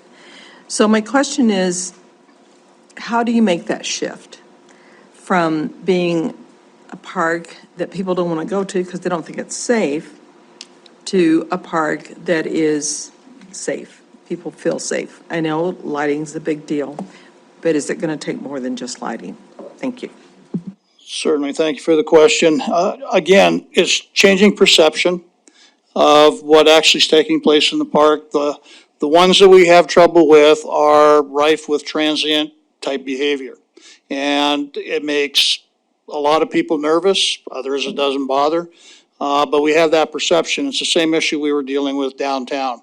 And so, very simply stated, when you make it uncomfortable for that type of behavior to take place, then it goes away. And in order to make it uncomfortable for that type of behavior, we increase the amenities, we put more people there, you do lighting, more activity, draw more attention to it. And it's not comfortable for the criminal or the problematic individual to be hanging around there. And so that's very, very simply stated. Obviously, lighting, activities, making sure that people know that it is a well-kept park. You know very well that blighted property attracts criminal activity. And we don't want our parks to be perceived as blighted property because it's an attractant. And so, very, very simply stated, if we can draw the community to the park because it's well-maintained, it's modern, there's a lot of activities going on there, then that in turn will make it uncomfortable for bad behavior to take place. Thank you, Councilmember Boyette. Mayor, maybe for Mike Pigg, if you got a minute. Thank you, Chief. So Mike, I get emails all day long. Believe it or not, I wouldn't count them today, how many I got. And half of them said, we want more parks, more parks. And the other half said, we're on fixed income. Please don't raise my taxes. Okay? So with that in mind, what could you give up to help me satisfy the other half? Could you get rid of Colson Park and maybe Cottonwood Park off of this? They're not new parks. They haven't been developed. The survey that was conducted said, take care of what we have, but don't add new parks. But I'm just trying to say, there's got to be a compromise somewhere for the folks that want new parks and the folks that say, please don't raise my taxes. Councilmember Wyatt, so it's a roundabout way of answering your question. The reason Cottonwood Park is in there is because we believe that space needs to get activated. It's just a vacant lot currently, and that space needs activation. That neighborhood then can start to adopt that and use that as a sense of place. So we're looking at Cottonwood Park as just being like a small parking lot and maybe a natural loop trail. doesn't seem like much, but at least it gets that space activated. So it's really hard for me to say, yeah, let's cut that, because that's cutting that whole section of town out of having any sort of amenities built into it. And also, it's once again neglecting that park. Colson Park, on the other hand, once again, it's a very important corridor into the city. So just the image of Billings alone is enhanced as we build out that park. Plus, we're bringing trail sections down there to try and activate that park, up the safety level there. So my point is those are seem like, easy things to cut, but actually they're very important to the whole plan of getting parks activated and getting people into those locations. So I really don't have a great amount of recommendations to you as to how to cut this. We tried to do an approach when we did the cuts that would be kind of equitable across the whole board. So you saw there was cuts that came out of the Heights, and there was definitely cuts that came off the West End, and it went all the way across the board. To lower it further, I'd need council's guidance as to where their priorities are at and where you would like that to go. Councilor Wyatt? And then, did you do any study for Southside? I realize they want a swimming pool there, but down the road's going to be two giant swimming pools, indoor, used 12 months out of the year versus 3 or 4 months of the year. Did you see any relation between having two facilities that within, I guess the south side? So we have a aquatic study that comes out next year, actually, so that we haven't done that study yet. But I believe that there's a difference between an indoor pool and an outdoor pool. The indoor pools, they get a lot more activity during the winters, and then of course that's our competitive pool, the 50-meter pool. The outdoor pool is more in your summertime activity line, and currently the South Park pool is in terrible shape. It's over 100 years old.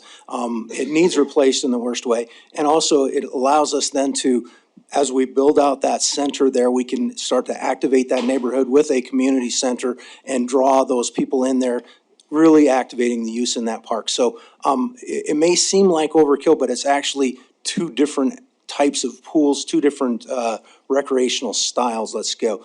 You have that summertime recreation where the kids are there just playing and enjoying the pool. Then you have that competitive type pool at the rec center. Thank you. Other questions for any of our presenters? Councilmember Rowan? I think I'm going to direct this question at Chris, but Mike, you might get the toss, so I wouldn't go far. So Chris, in my little world of the Heights, council adopted an amendment to put in the Castle Rock Playground, I think during fiscal year 22. Yeah, Andy? 22-ish? Yeah. So we just adopted the FY24 budget. So a full budget year has elapsed and that playground still isn't in. And it was a $500,000 project for which there was a contemporaneous master plan. We just finished the master plan. We had challenges getting design that reflected what was in the master plan. There are always going to be supply chain challenges, but it's a $500,000 project that took us over a year to get done and it's still not done. Here we're talking about $143 million worth of capital projects done, I think, in about 10 years. So you're the person city council holds accountable for the operations of the city. What would you do differently? How on earth would we execute on something of this scale in any way that the taxpayers would see real benefit? So the good news is you've already seen it on a smaller scale, which is over the last couple of years, we have pivoted quite substantially to working collaboratively across the organization. So there's a number of parks projects of which the Parks Department is leading. There are other projects of which city engineers and our Public Works Department are leading, just because the nature of the project lends itself better to a project manager over a contract and those deliverables. So we have been working with Debbie Melling. She's been a part of our conversations as to how we will perform and deliver what we're promising if the voters say yes to this. So we absolutely, we will continue to use cross-disciplinary parts of the department. We'll use city engineers to help with project management, as well as the Public Works, the Parks Department. And Several of those hiccups of the past, frankly, we've learned from those lessons. There are different leadership in positions that are significantly moving things faster than what we saw for several years. Mayor, can I follow up, please? If you're done, Chris, sure. Here's my fear, if I'm being candid. You have a massive rec center project in here. Each one of these projects on this list has merit on its own. Together, it's a massive, massive ask. And my concern is the rec center, I'm gonna guess that's where we're gonna hear testimony tonight, is gonna take up all the space. If it takes us over a year to put in a $500,000 playground, it's going to be a beautiful playground, it's worth work, it's worth getting it right. But if it's that hard to get a simple playground in, I'm concerned that the majority of the city's time and capacity is going to go towards the rec center, which is a fine project, and all of these other projects, which are in here to get votes, will not get the same level of prioritization and attention, because what I'm seeing now, even with those management changes and even with those system changes, is it still takes us a year and a half to get a playground in. I think the one piece I would add, and frankly, the most significant project on this list is the rec center. Even in our Public Works Department, where we're embarking on a $150 million project for the reservoirs and the water plant, we do not do that internally. Yes, we have critical project managers internal, but we also have contractors and consultants who work with us. So we will not, all the city's resources won't be sucked into that one project. A significant part of project management will absolutely be a representative from the Parks Department and I think and engineering. But we will have a contract with someone to deliver that project on time and on budget. Some of the larger 7-figure park projects may have something similar. Castle Rock's the other most significant, I think, at 12 million. So it will be a combination of park staff, public works, and contract services, which is what we utilize amongst the majority of the several, I don't want to overstate it, but right, we spend tens of millions the last several years, north of $100 million a year on capital projects. Most of those capital projects have a combination of contractors, city staff, delivering those projects to bring them in on time and within budget. And we will have to use that same method for these projects as well. Okay. Any follow-up? Yes, I'm sorry, I don't mean to beat this too hard, but that's what we do now. And if I look at the CIP from FY22 and FY23, they're not major years. We did Poly Vista, Lands and Legacy, that's a big project, but it's a $2 million project. I mean, these haven't been busy. There's irrigation projects and relining wading pools. They're not major projects, and we're still struggling to get a single playground in on time, using contractors and using all those things you're talking about. I just am trying to understand what you would do differently at this scale to actually execute this in a decade.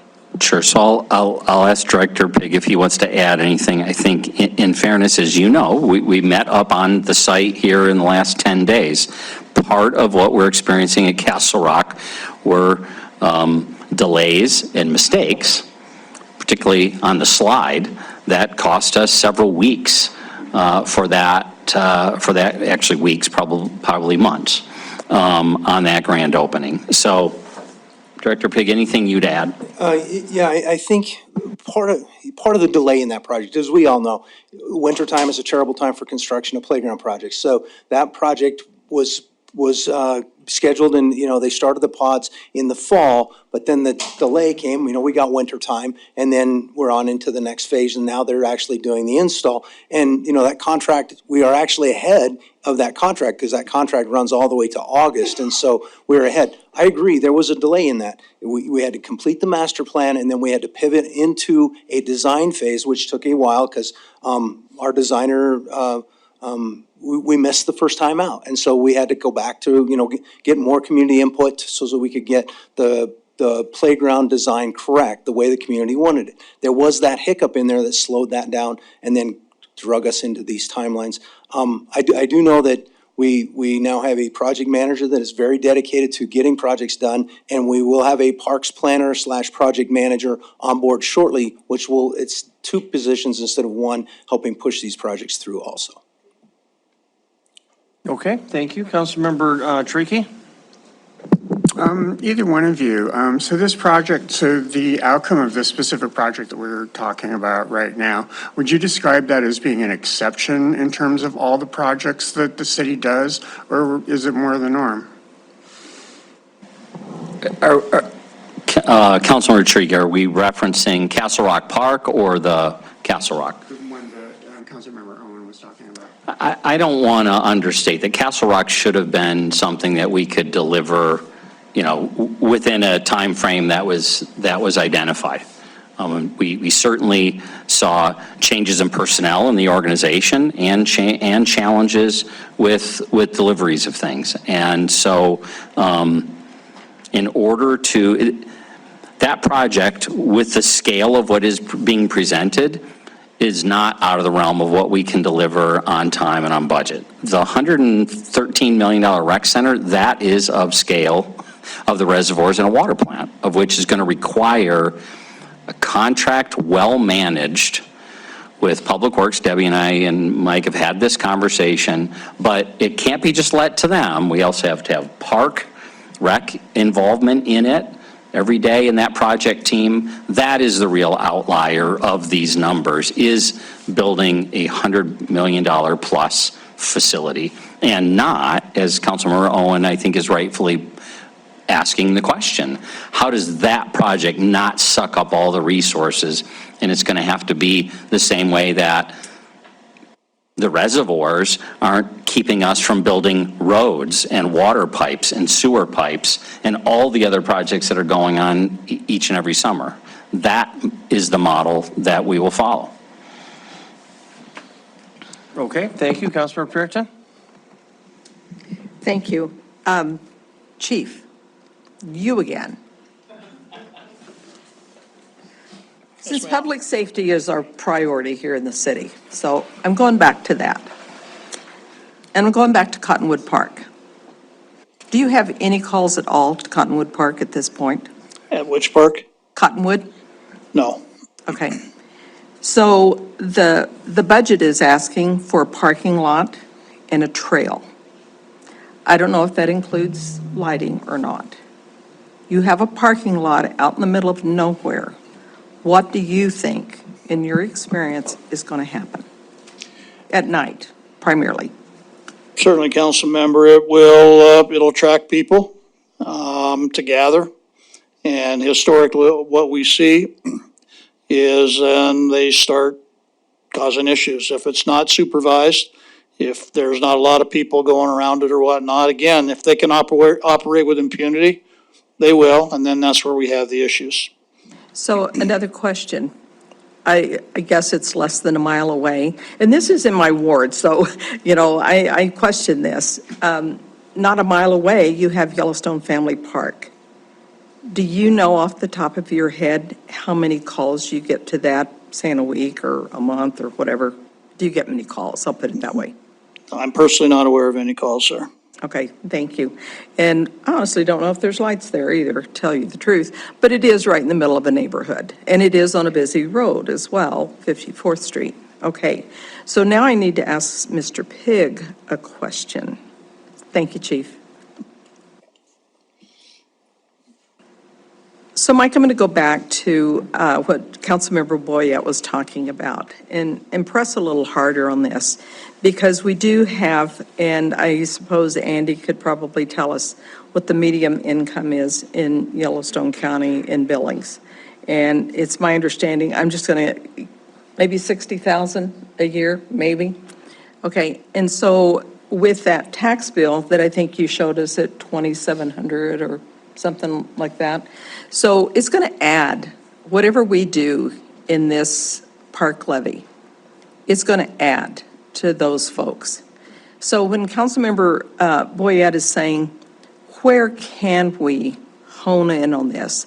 And I get it, you've got a lot of people that are supporting, whether it's a South Rec Center, where it's more parks, more trails, or whatever. In representing the citizens of Billings, we have to look at all of the citizens. I think 25% are either on fixed income, handicapped, whatever, and they don't have the income to pay for these big projects. So is there a way that we can go back and look at some of these things? You two are smiling, so I don't know if you're thinking, oh, she's going to ask this question. But I'm just saying, there's got to be a way that we can hone in, make it more affordable for everyone. Do you not see that we can do this with some of these projects? So, Councilmember Parrington, I'm not saying that there isn't places where you could choose to reprioritize these projects. I'm just saying that I see a huge value in every project that's on that list. And so, to say to me tonight, which ones would you cut? I personally, I don't see any up there that I think are worthy of being cut or are on the edge. I think they all show a huge value to this community. And I think that even people on a fixed income will find that they are getting a value out of increasing, the availability of this space. They have, it's less expensive to recreate in free parks. It raises property values, so if they own a home, the value of their home is actually going up because we're building out these parks. And so this is helping them in some ways also. So I don't see it totally as a negative towards the low-income folks. I realize there's a financial strain in there, but I also say all of these projects are so valuable and so important that I don't know which cuts would rise to the level. So I have a hard time answering that question, saying this is the project that needs to be cut. And just one follow-up. Okay, and Councilmember Tricky? Just given what the chief made the comment on Cottonwood, putting in a parking lot and a trail, that potentially that could cause more issues with public safety. So you still feel that Cottonwood Park is a priority? Yes, I do, and I don't mean to argue with the chief over this one, but the parking lot will be designed off of 54th, which we have now acknowledged is a major street, so the traffic is there, so you're already having that eyes on. There's a fire station right across the street, and then I believe the more times you allow people to activate, trails are hugely popular. People are on them all the time. I think you're activating that space, you're getting those eyes on there, but also you're starting those homes and those people around there are starting to activate that space and utilize it in a positive fashion. I realize the chief isn't out there every day. We get calls all the time out there. So I get calls, I don't necessarily pass those on to the chief. We go out and take care of them ourselves, whether it's people dumping, illegal dumping, four-wheelers out there riding around, people having, parties out in the area and we're having to go clean up after them. And of course, we are now seeing homeless starting to find that as an area, it's an attractant. We need to activate that space to slow down that nefarious activities like that. Yes, thank you. Thank you, Councilmember Tricky. Director Pig, we're like in the middle, actually, hopefully at least 2/3 or 3/4 of the way through what has been a very long process. I assume that the wish list at some point was much larger and that we wanted to spend a lot more money and that you have actually been very active in cutting back on the number of projects and whatnot. Can you give us an idea as to what the impact of that has been? Yeah, actually, Corey, if you could go all the way to the very first slide or one of the first slides, I show all the projects that the staff had come up with originally with community members. We had input from all sorts of folks, and this was the original, outline. We took all the master plans and added up how much they would cost to complete, completely building out the multi-generational rec center, and you can see it was $231 million. We did $60 million worth of cuts right off the top, just trying to figure out which projects to defer, because we knew 231 was way too large of a number. We believe, that the 70 was too large of a number. We had to find even more cuts in there. So I believe we've tried to be very judicious with this and find those places where we could save the money and do things maybe a little bit differently and still get the amenities that the community needs.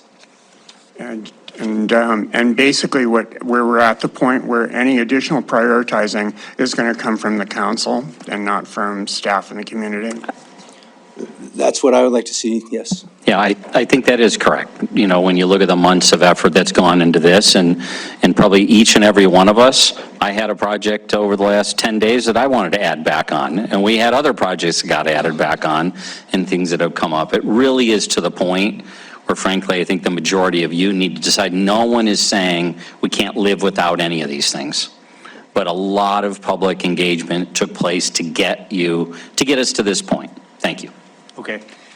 We'll go to Councilmember Boyette, but I want to make sure that Councilmember, we're doing repetition on some of the questions, and largely to make political points, in my opinion, not to ask factual questions. So does anybody else, before we go to Councilmember Boyette, have any factual questions who hasn't asked one? Not seeing anybody. Councilmember Boyette. Thank you, Mayor. Let's say the citizens vote for all this. How many more FTEs do you anticipate that we'll need to work on all these facilities, if any?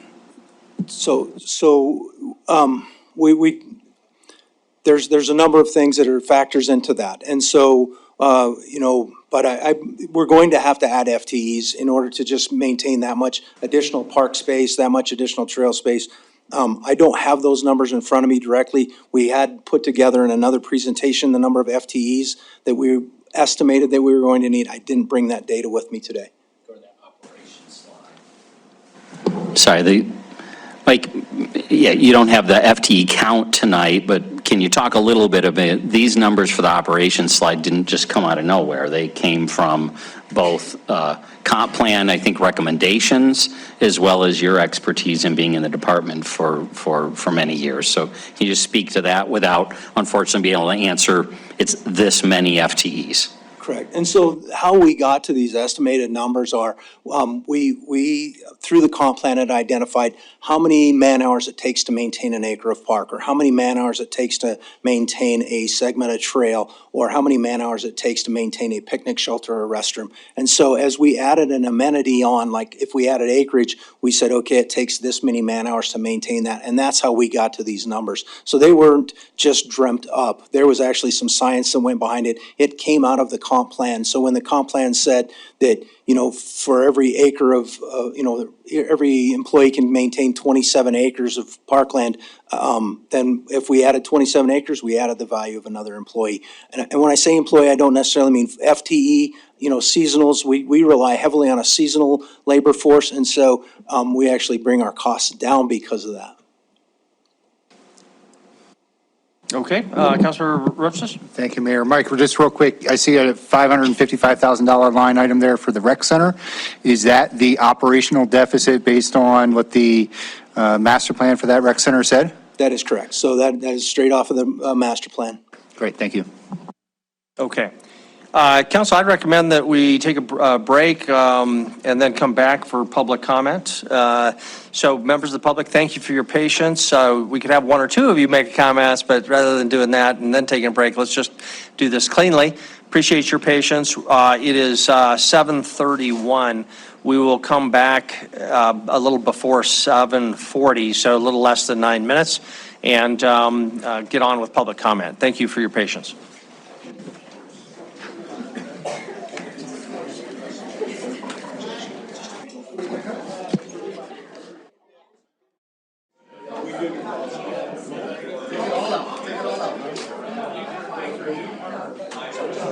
Leave anything on that slide.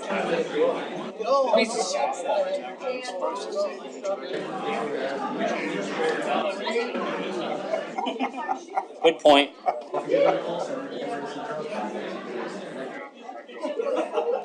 Thank you, Chief. What can we?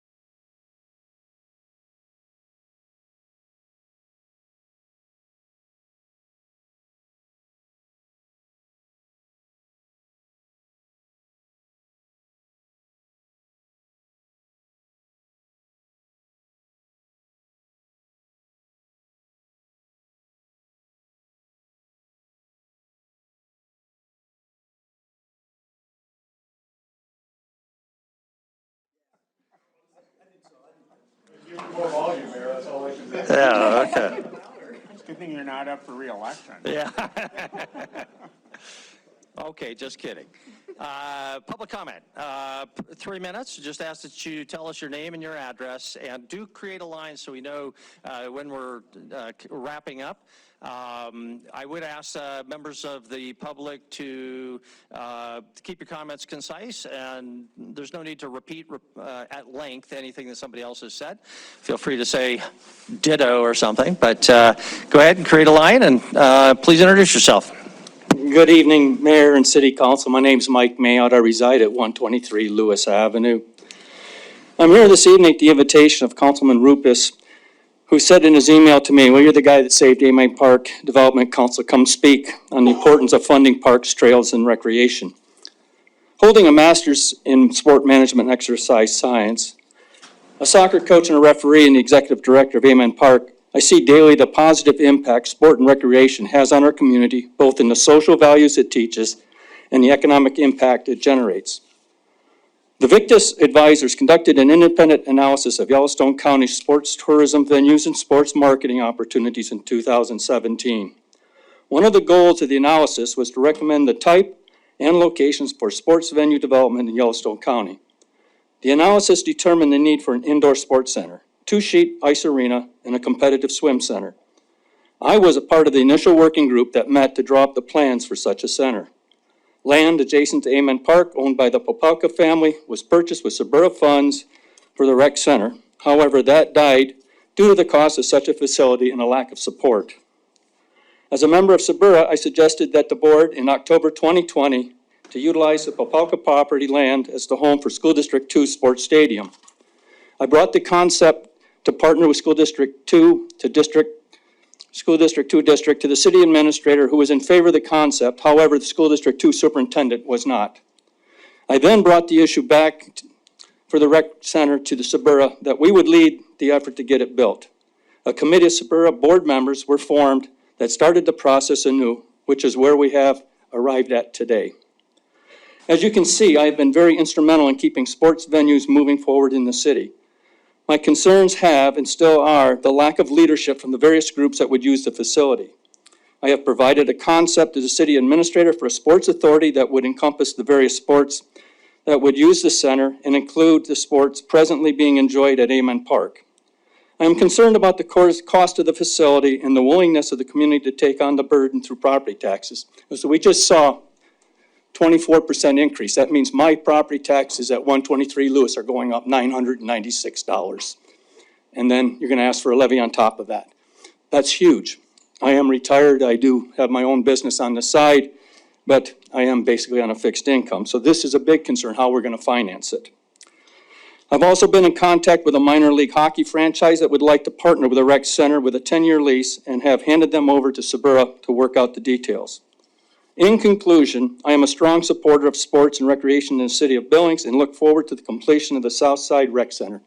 Thank you very much. Thank you.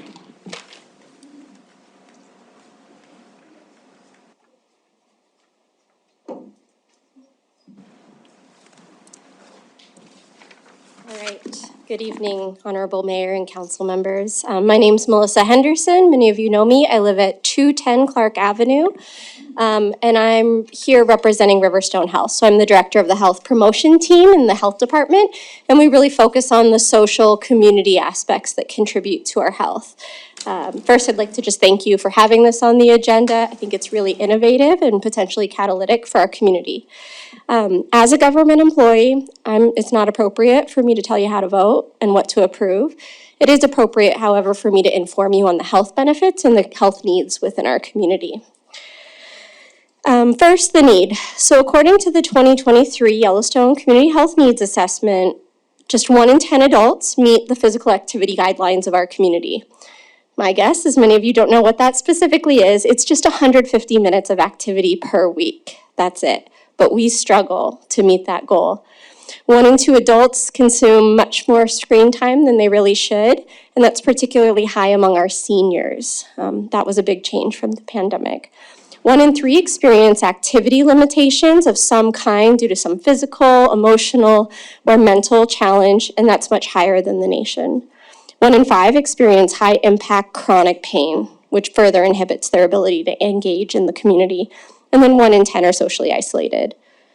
As many of you know from conversations over the years about this issue, trails, parks, and rec centers are each associated with improved physical activity, mental health outcomes, and social connectedness. So each individually has a huge impact, but collectively, they have the power to really impact those numbers. One thing that I love about the idea of this package is that it's multifaceted. So it's not only looking at physical activity, but it's looking at what we in public health call pro-social activities, or those activities that really support being a part of civic life. These are particularly impactful for our youth and are a known counteractive ingredient for adverse childhood experiences. So this is a key component of this work.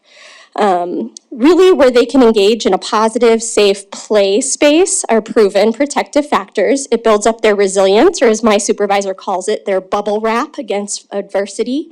Through a healthy outlet, allows multi-generational relationships, and it helps communicate to us, as Chief St. John was saying, that we're investing in your future, we're investing in your quality of life.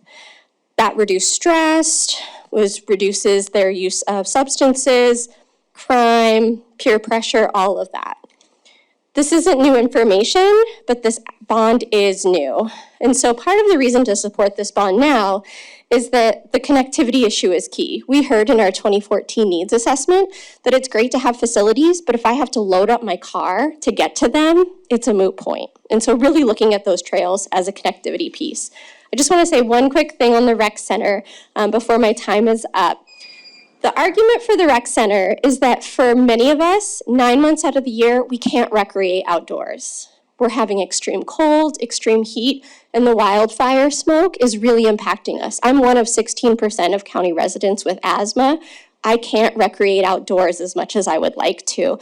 And so a rec center is a really great equitable opportunity to make that a possibility for many of our residents. Thank you. Thank you.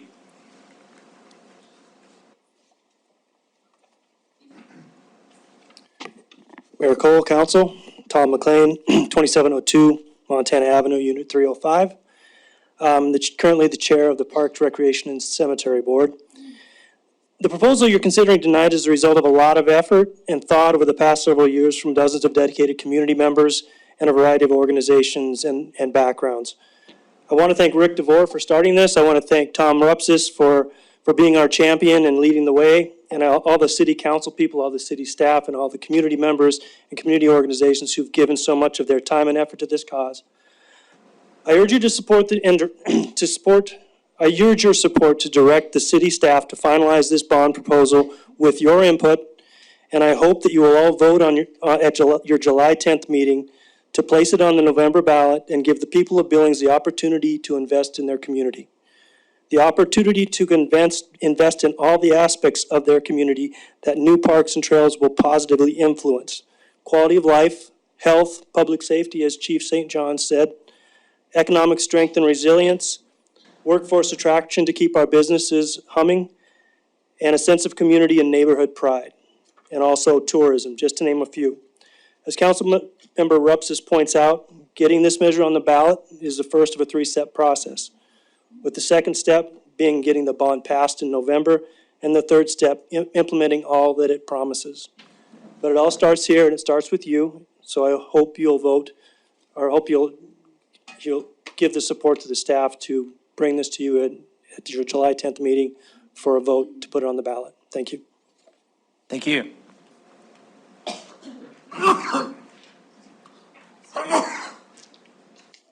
Megan Davis, 1017 Princeton Avenue. Good evening, Mayor Cole and City Council members. I'm the director at Centennial Ice Arena and Billings Amateur Hockey League. I appreciate the opportunity to speak with you again tonight. It's exciting to see this project moving forward. The Assistant Director, Kenzie Reiners, and I attended the North American Rink Conference and Expo in Buffalo, New York last week, where we not only met with other ice rink leaders, but also received training and certifications in basic arena refrigeration. The opportunity to attend this event is one that we're extremely grateful for, and one that showed just how important it is for us to find a new home for ice sports here in Billings. Through our conversations with rinks around the world, it is clear that Centennial is operating far past its life expectancy and in ways far behind current industry standards.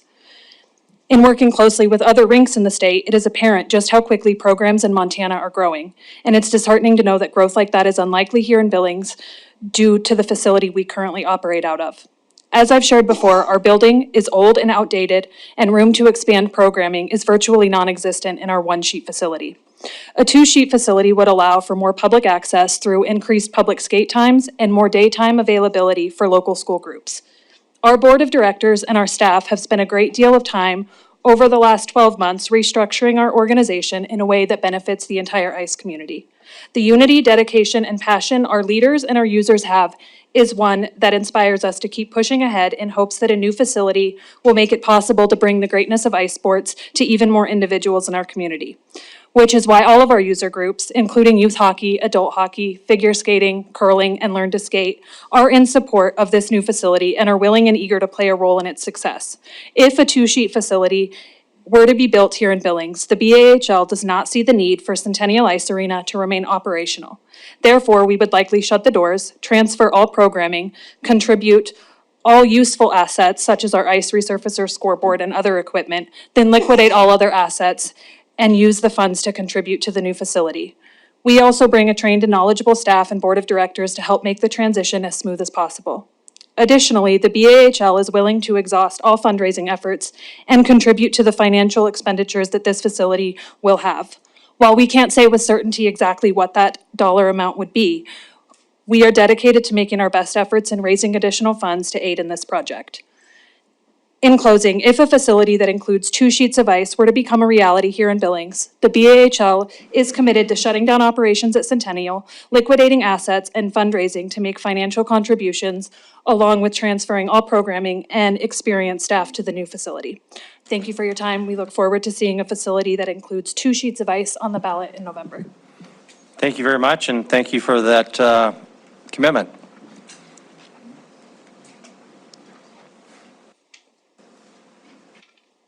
Sean Marshall. I live on Shooters Bluff Trail in Huntley.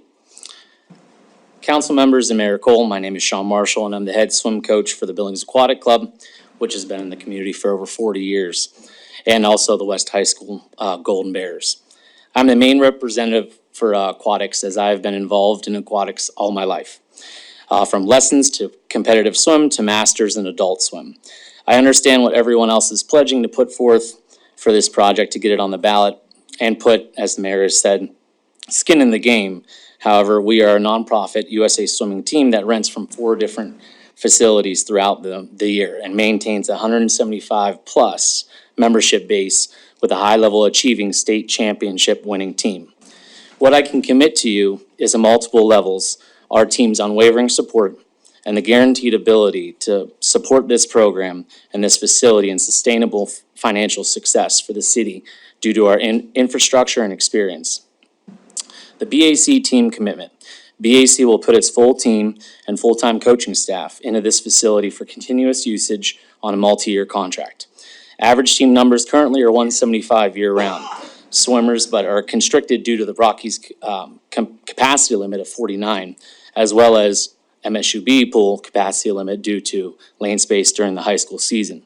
The MHSA high school swimming commitment. All 4 high schools in Billings will be able to use this facility, and you have another 105 high school swimmers on top of the 175 from Billings Aquatic Club. For continuous usage in the December through February months, with the potential of hosting MHSA state champs each and every year.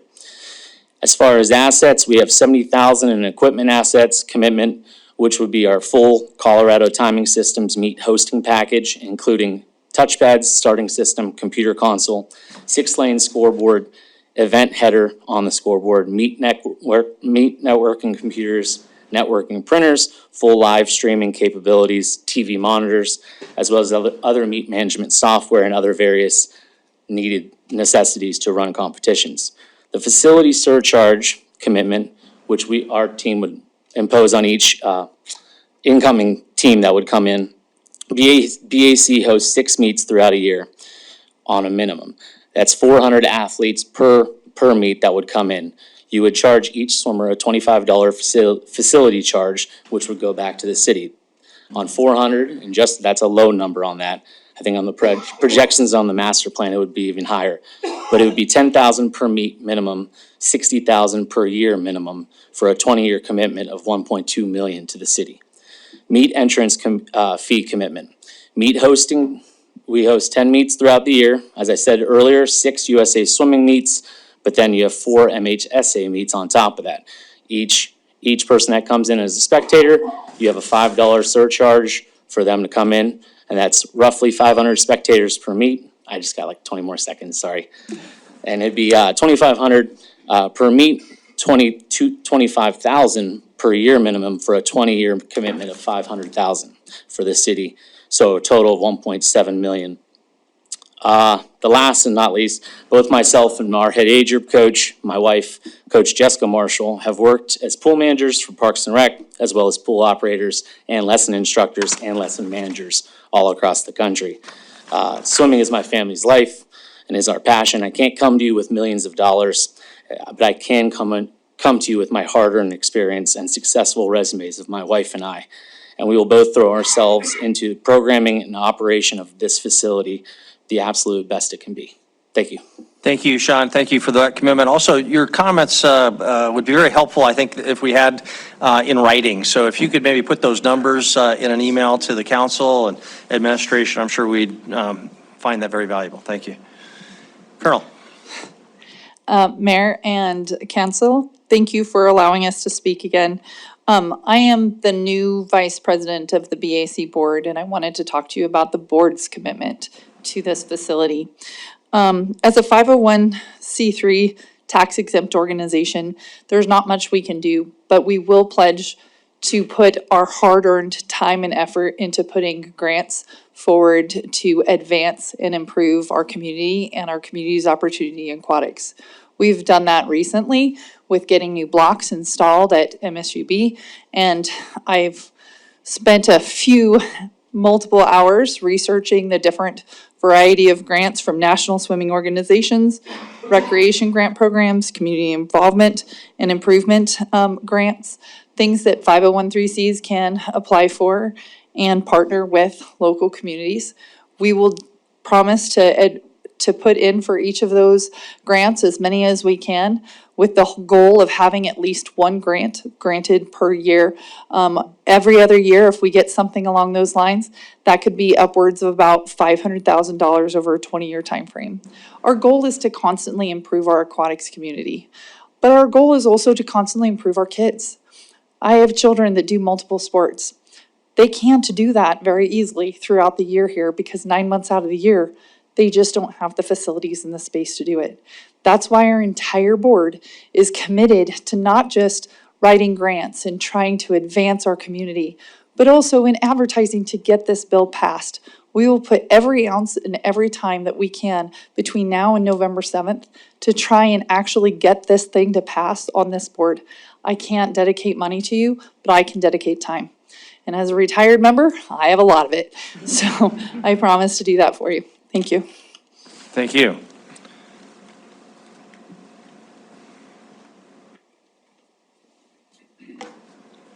Good evening, Mayor Cole and Council.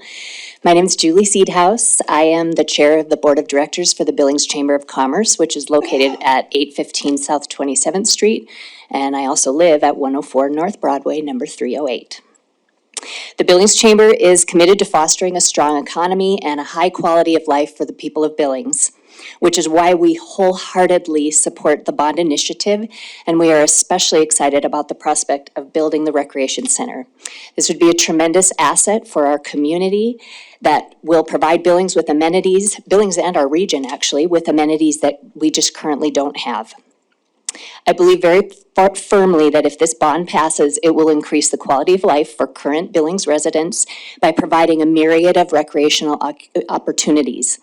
It will also attract thousands of visitors to our community to support our hotels, restaurants, and retail shops, fostering success for local businesses and providing jobs. It will also serve as an excellent recruitment tool to attract new residents to our city, and all of these things are at the bottom line of the Chamber's mission.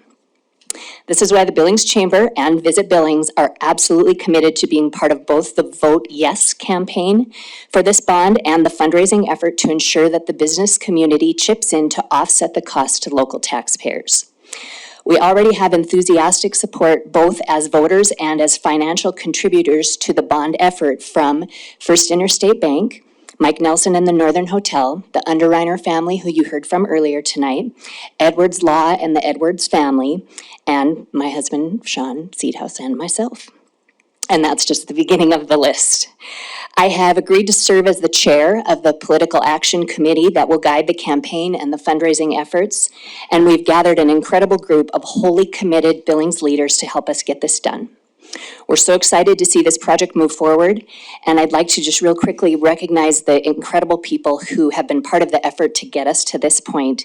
A&E Designs for all their work, all of the community leaders who were part of bringing the rec center to the table, the community leaders who worked on this bond package, which a special huge thank you to Councilman Rupes for your very hard work behind the scenes. We sure appreciate you. The Billings Chamber Board of Directors, Visit Billings, Sabura, the TBID, and the Partners for Parks Foundation. I'm super grateful to all of you, and I'm counting on your careful consideration for this very important project. Thank you. Thank you.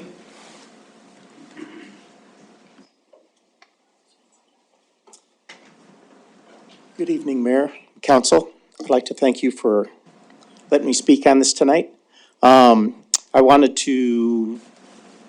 Kevin, and name and address. Oh, sorry. My name is Kevin Odenthal. I live at 2950 Walden Place. I wanted to express my support for this bond issue. I think that it's really exciting that we're actually looking forward to provide facilities, but I'm going to go a little different direction than some of the people that have been here. I'm a bicycle commuter, and most of my interest is in trails. I'm certainly very grateful to the city and to council for supporting Complete Streets program and providing a lot of trails that I use every single day. Part of this bond issue would be support and building of new trails, some that'll be vital to me. I've sold my car and I exclusively cycle. Having a trail that would allow me to go up to the heights, I'm in kind of by the Rocky, or by the MSUB area. Having the ability to be able to ride safely up into the heights, be able to get back down, as well as, you know, recreationally being able to ride around is very, very important for me and a growing number of other bicycle commuters that are out there. I think that one of the important parts of this bond issue is that the trails are being supported with matching funds, or can be supported with matching funds that allow us to leverage our money, and that's incredibly important. In fact, some of the surveys I'm sure you guys have seen, both from the Chamber of Commerce and the Parks Department, show that there's tremendous support for trails. Over 70% of people want us to find ways to fund our parks, fund our trails with matching funds to leverage our money to make this possible. So I urge you to support this bond proposition, and that's all I have. Thank you very much.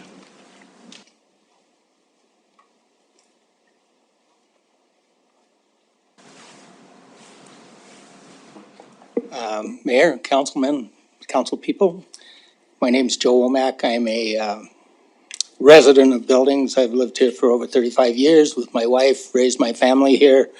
I am sorry to say, getting to the senior citizen status and becoming retired. But nonetheless, I absolutely, and my wife, we absolutely support this endeavor, even though as some people say, we're approaching a broken income. And that is because we think this is so important for the city of Billings. My emphasis here today is on the trail portion of it, because I have gotten very involved with Billings TrailNet. I think it's a great organization. I've biked all my life. I've tried to do my own marathon loop around Billings at risk of my life. And I would very much like to see all of those projects continue. Trails, I think the citizens support trails as shown by the surveys that have gone out. And I think the reasons for those are clear. Trails are accessible for everyone. You don't need to drive to recreate. Old, young, children, families, everyone can use trails. They provide an affordable place for recreation close to home. Outdoor activities, we've talked about indoor. Obviously, those are important, but so are outdoor. Outdoor activities are important for physical and mental health, and that's part of Montana, is going outside and being able to use trails and do things outside. Research shows that walking and biking trails are the facilities that the public believes needs the highest level of an investment. Trails are the public's biggest priority, and they need to be reflected in the current package. I trust that you will keep that there, and that will continue on.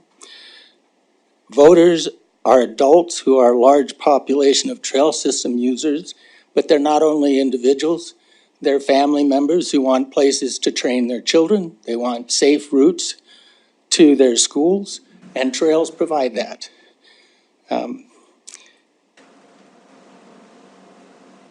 It's important to balance accessible recreation with facilities which require people to drive to them. Obviously, that's going to be part of it, but I think being able to go outside of your home, get on a trail and recreate is really important. Finally, as an employer in Billings for many years, I think that trails are absolutely essential for workforce and recruitment and maintaining Billings as a competitive workplace in the Rocky Mountain area. Thank you. Thank you.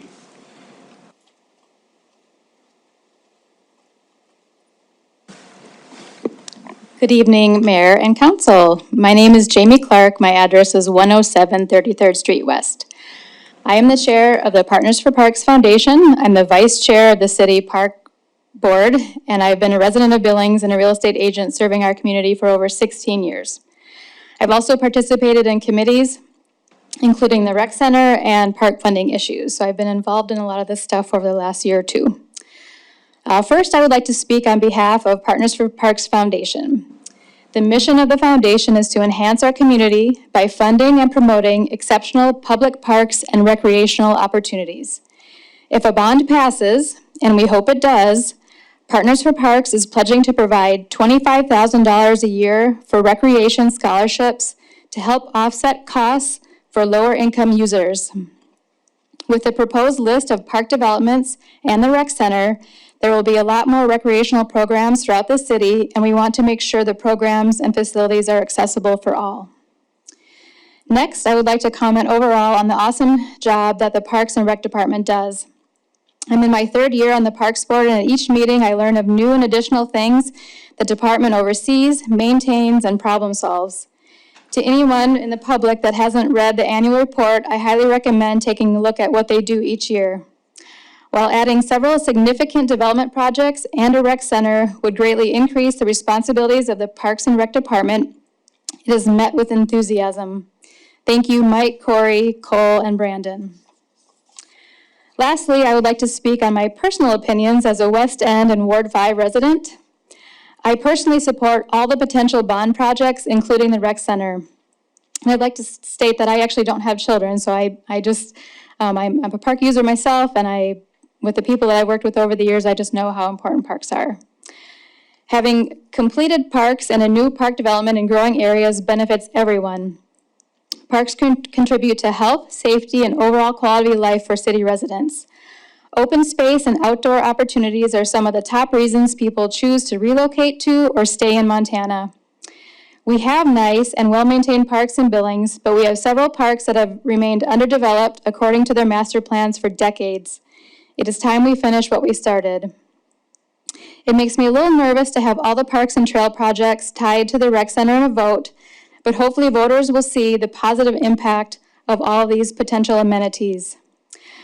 when I was looking up something for zoning the other day, I happened to come across the 2016 city growth policy, which, precedes the 2017 comp plan that we've talked about and some other documents that we've talked about from the last few years.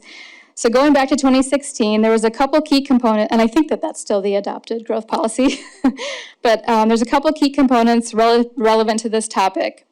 Under essential investments, it says develop parks that provide recreation, special amenities, and active living opportunities are desirable for an attractive and healthy community. Under placemaking, it says a multi-use community recreation facility is desirable. I refer to that as a reminder that time passes so quickly, such as these 3 minutes, and the longer we wait to invest in our community, the less opportunities we have to enjoy Billings' full potential. Billings is growing, and these projects are vital to keeping up with that growth. Thank you. Thank you.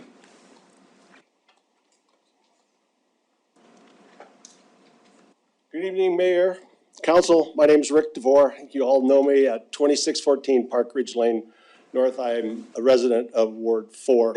I just wanted to say, as a public servant and a member of the Park Board for over 10 years, that I support every project on this list.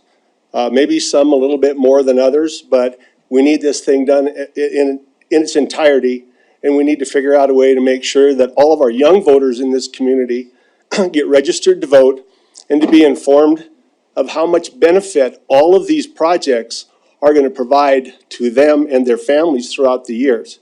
Because we all know that there's a certain number of people in this town that are going to vote no on regardless of what the bond issue is that comes up. But when these all pass, the thing I would like to make sure we take a good, serious look at, and Councilperson Rupsis and I talked about this years ago when we were both on the Park Board, we need to complete projects. Centennial is not complete. Castle Rock is not complete. Started in 1982.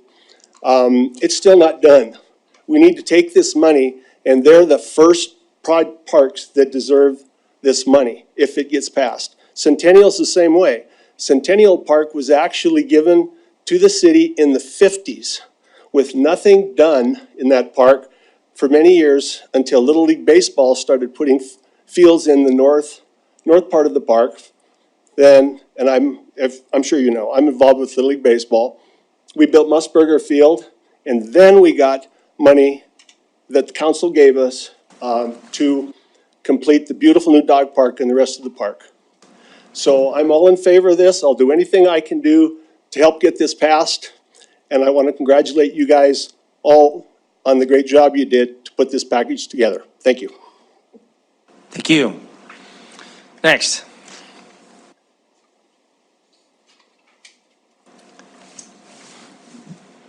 I'm John Hanson at 4608 Palisades Park. I appreciate Mayor and the council members your attention and patience. I don't know that I have that much patience. I want to make a couple of points. First, as a physician, retired, I can testify that parks, community centers, places like the Yellowstone Art Museum, Alberta Bear, are critical for us to recruit high-quality physicians and to retain them and their families. I'm sure that's true with other employers. Second, my wife and I own property, and have you ever heard the term, it's outdated? That's expensive. Like a house, like property, we need to keep it up. We need to improve it. I think our city is the same. I think this is a wonderful way to improve our city, to make our city more attractive for those who want to come here and live here, recreate, etc. The point about leveraging federal money has been said a number of times, and I'm sure you all know how much money we've leveraged and will leverage. I plan to support this privately through TrailNet and support it privately with my legs. As I'm retired, I can do what I need to do. The last point I want to make is, I think you're all aware of this, but we need to find a way to make this happen, not to find an excuse not to make it happen. I think this is important to put in front of the voters. I think it's important to let the people decide. Thank you. Thank you.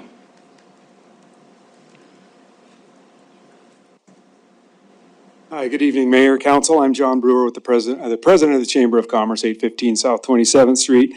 And I think for the most part, I want to believe that we all support these improvements and we support this growth in building our first ever rec center that Billings has ever had. We get it, everything we've heard tonight. We get that it brings talent to our community. We get that it improves our quality of life, our public safety, reduces our crime. We get that it's healthy for our kids and that it gives them something to do. A lot of benefits.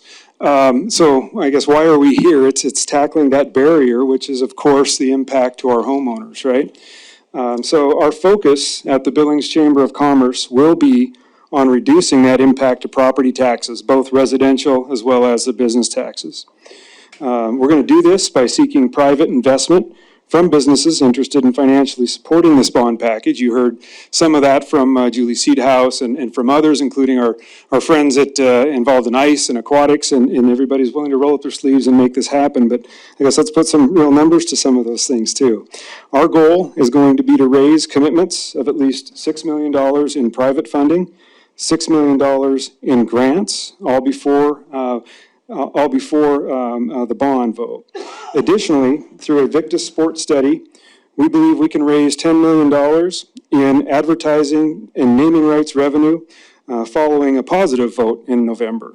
So you take that $22 million that I just presented there, coupled with funds from Sabura that could generate $25 million from the tax increment finance. You're looking at now $47 million of reduction to the bond. So because of all those elements and the letter that you received from the Tourism Business Improvement District, and just to reference that earlier, there was a slide showing that the operations cost could be $555,000 on an annual basis. The letter that you've got from the TBID says that the Billings TBID Board is committed to due diligence measures that would possibly lead to compensating an operations deficit for a term to be determined. Formal meetings related to the TBID's capability to fund the operational deficit are scheduled. So the plan is that over the next several months, that TBID board will be addressing this, coming to you with an opportunity to possibly increase the TBID and fund those operation deficits. So it does feel like now is the time, based on the revenue coming in from everything I just mentioned, things that others have talked about regarding the transportation alternatives funding that help our trails. There's a package of non-tax money here that would significantly reduce the bond if we act soon. Thank you. Thank you, John. Thank you, Chamber, for those commitments. Chris has a knife and piece of paper to get that in blood. Something like that.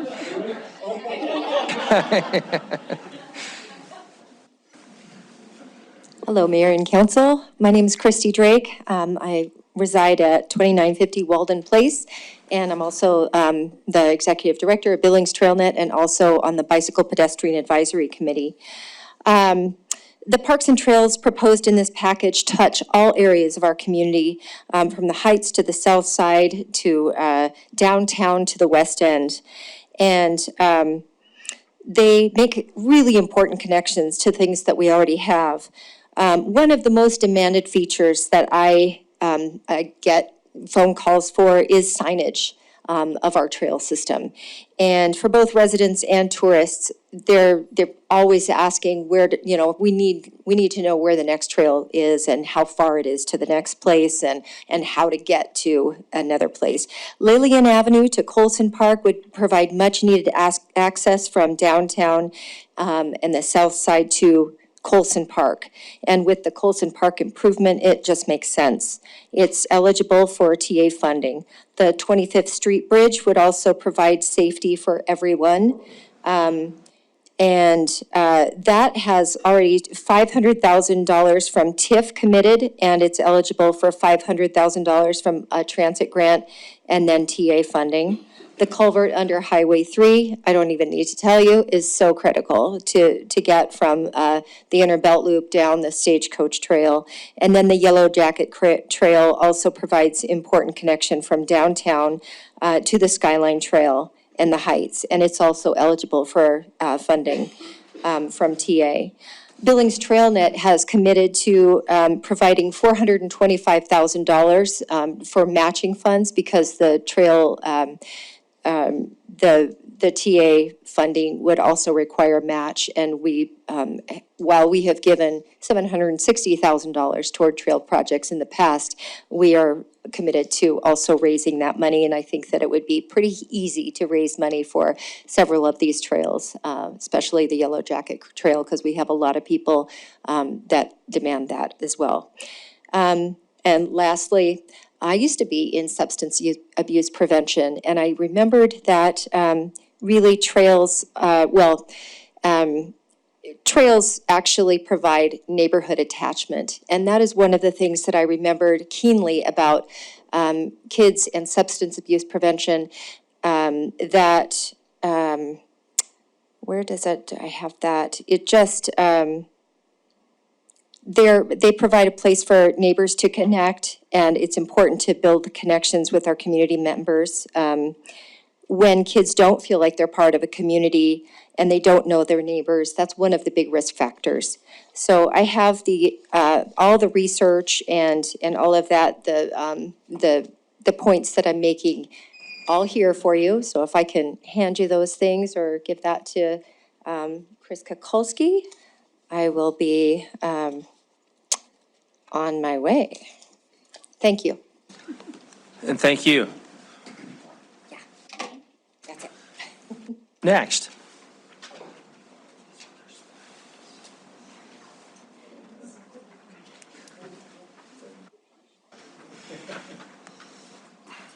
We're having an arm wrestling match back there.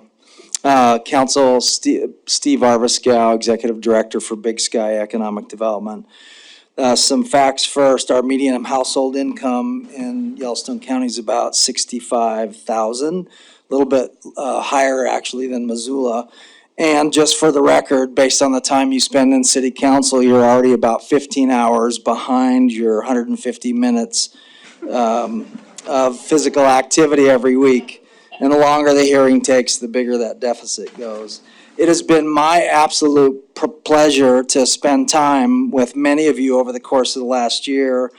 Councilman Rupsis and Boyette and Shaw and others, Tom and Jamie and John Brewer and Mike and your whole Parks team. It's really been a pleasure. We're talking about a really critical thing for our community right now. But this is a conversation that we have been a part of for a number of years. We started a conversation around parks in 2017 and then got to work at raising money for Colson Park development that right now is sitting in a bank account waiting for city commitment so we can start in earnest to develop that park. But over the course of last year, I heard several really important objectives that I want to have resonate with you tonight as you now take the ball and deliberate on what you're going to be voting on this in July. So here are the 5 objectives that I've heard, and I heard these repeated often as we came together as a group, and I think I've heard many of them in meetings you've had as a council. First one was, we want to impact the quality of our community in a meaningful way. We can't afford to just do a little bit here and a little bit there. If we're going to catch up to the 50 years of not developing parks in our community, it's got to be something that's impactful, that our voters will have confidence and be proud of for the long term. Second objective that I heard is coming alongside grassroots partnerships that already exist. And you've heard that by a great measure tonight, the financial commitment, the commitment of partnership. In fact, most of the quality parks development that's happened in our community over the last decade or so is come from grassroots effort. So we've set as an objective, partner with them, come alongside them, demonstrate the city's commitment to things they've already been leading in as well. Thirdly, make a signature investment that differentiates Billings. A lot of conversation about the rims and the river and parks. You're doing a great job on the trail system. Whoever's leading that work across the Skyline Trail, that is a significant game changer for our community, as will river corridor development be in our community. So make an investment that continues to differentiate us as a community. Important objective. Fourth, follow through on the plans and promises that are already in place. You've heard that mentioned before, and that's what we're hearing from the community that we have been engaging with as well. And then lastly, fifthly, get a win. Really important, whatever this final package looks like, that we're able to come together, advocate together to encourage our voters to make this sort of investment. And I would be as bold as to say, it would be a really powerful statement if all city council members said, absolutely yes. We're going to advocate for this. We're going to support this issue, whatever that package looks like. If we can meet those 5 objectives, absolutely, you're going to see Big Sky Economic Development come alongside this effort, as we've been from day one, dating back to 2017 and in the past. And I will remind you, the key objective is helping to attract and retain our best and our brightest talent. Today, there's 4,700 job openings in our community that are going unfilled. And if we're not investing in our community, we're losing the war for talent, and we cannot afford to do that. Thank you, Council. Thank you. Next. Hi, I'm Sue Bressler, 220 Yellowstone, Ward 1. And I'm sorry I didn't go before Steve, because I can't speak that well. But I come to you as one of the grassroots people, I guess, because I first got started with the city in 2008, I guess, 2011, with the Friends of Billings Dog Parks. And so I was part of one of the groups that raised $100,000 to get dog parks in High Sierra and Centennial. And that has evolved as a citizen who really strongly believes in the parks, and realizing the funding issues with getting involved with the Parks Foundation. I took surveys around to PTA groups and to senior citizen homes and everywhere in between to get a feel from the public of what they would support and would they support parks. And a majority of people in all of those settings said, yes, we need more parks. It's important to our community. Even though, I had one lady that said, even though I can't get there very much anymore, my grandchildren do. And I really am in favor of the parks. So I guess I would echo the, let's find a way to make this happen, not an excuse so that it doesn't. And if I am right, I think that the last time this went before the voters was in 1999. So I think it's time that we put a great package to the public and let them decide. Thank you. Thank you.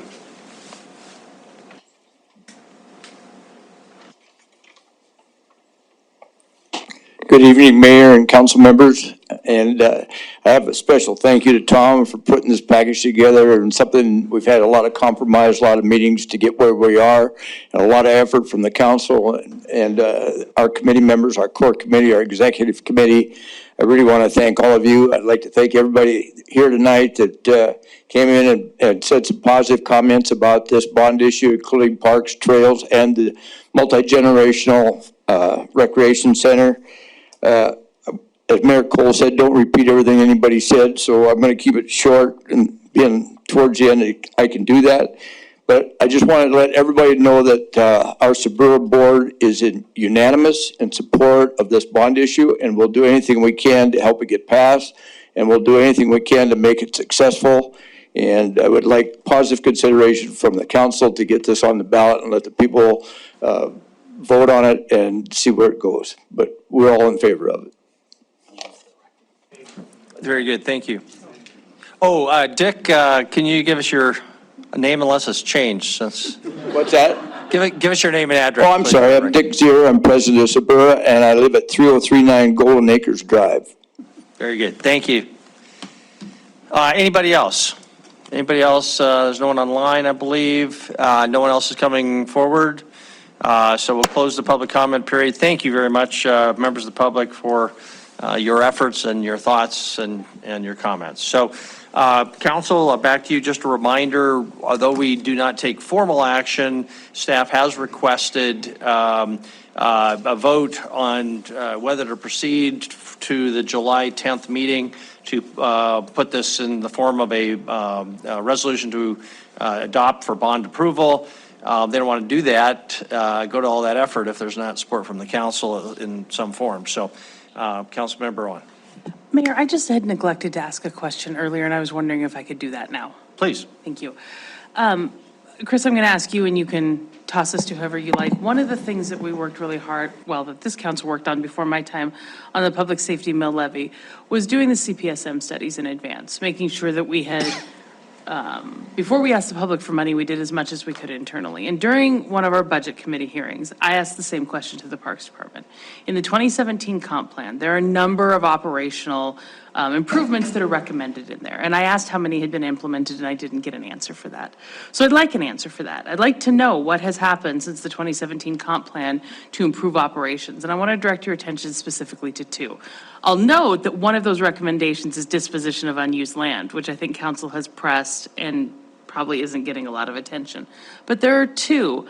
One of them indicated that at that time, the Parks Department did not track unit activity costs. And so one of the things that you had said has changed is better operation of contractors. But what the 2017 comp plan found is we lack the ability to evaluate whether it's more cost effective to do vendors or internal work.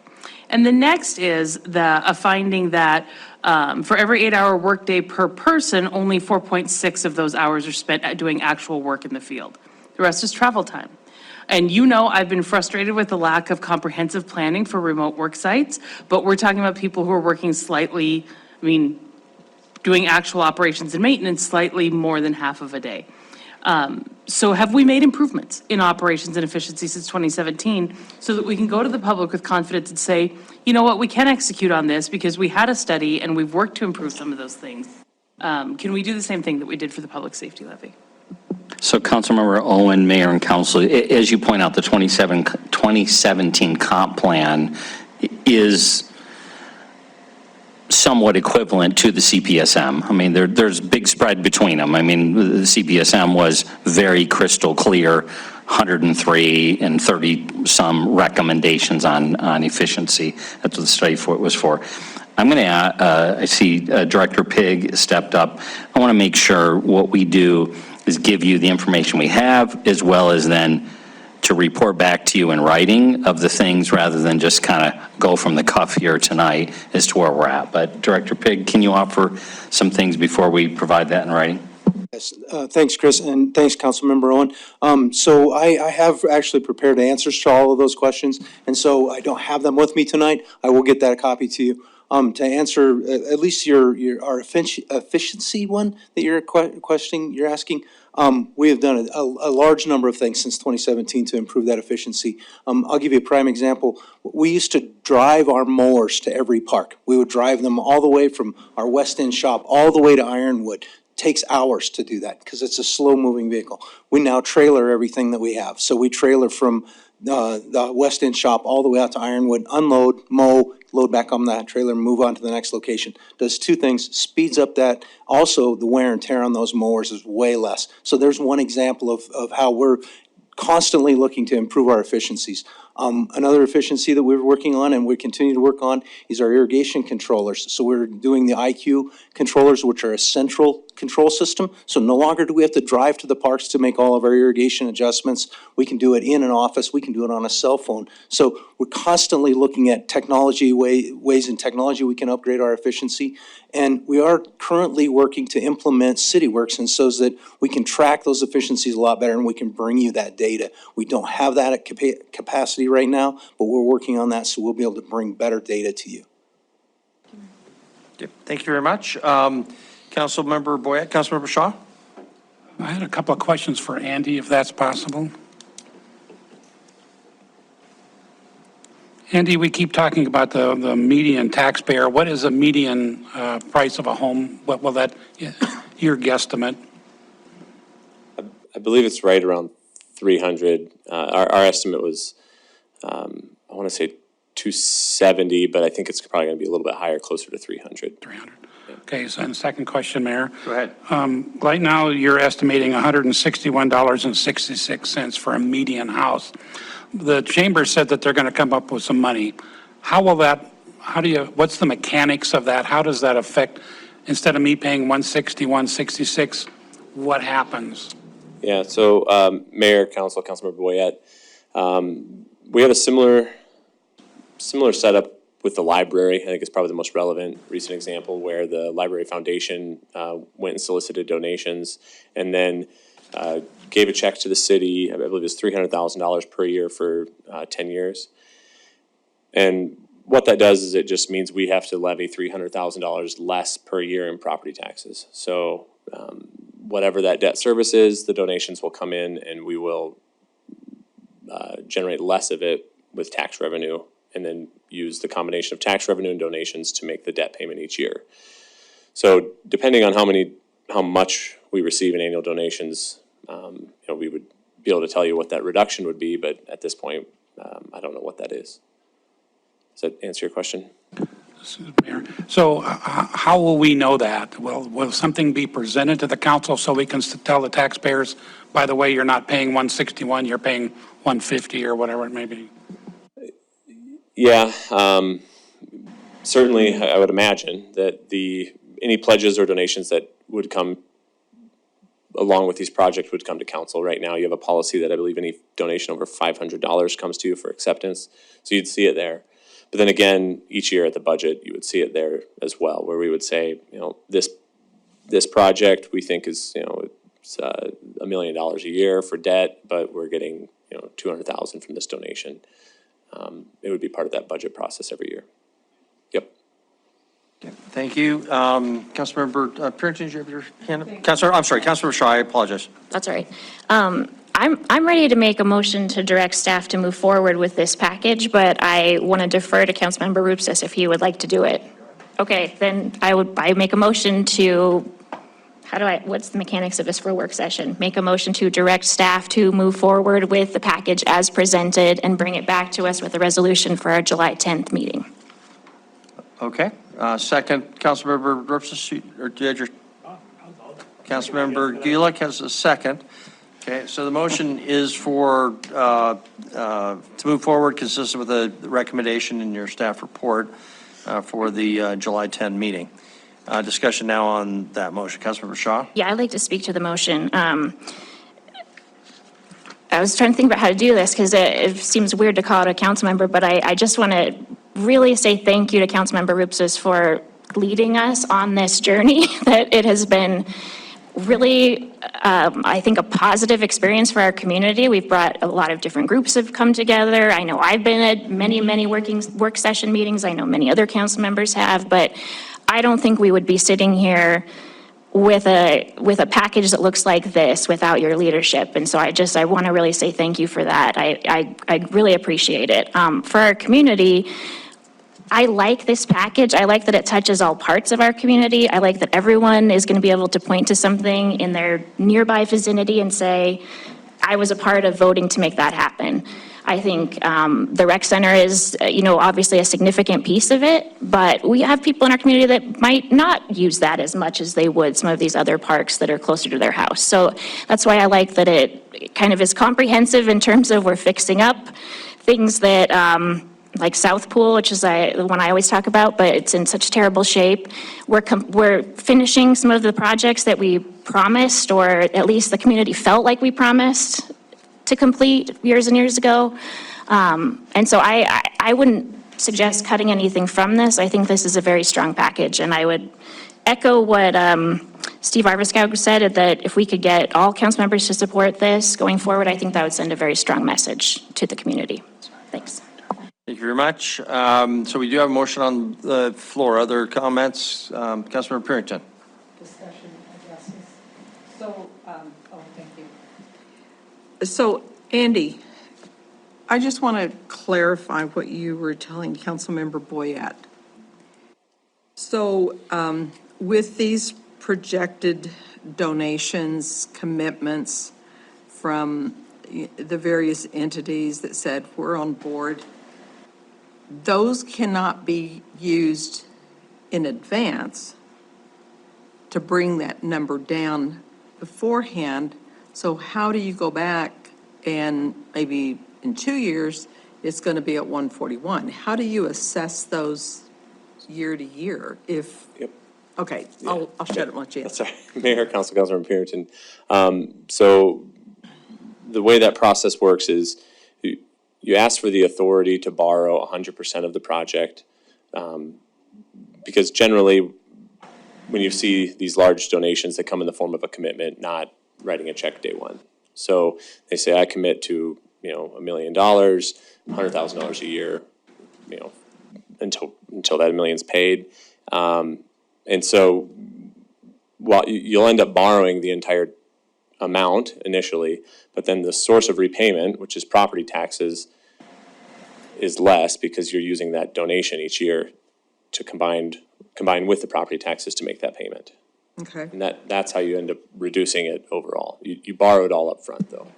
So follow up, Mr. Mayor. Go ahead. So a lot of the support that we heard this evening was for people, proponents of the South Rec Center. Would those donations be specific to the rec center, or does it just go on the bond as a whole?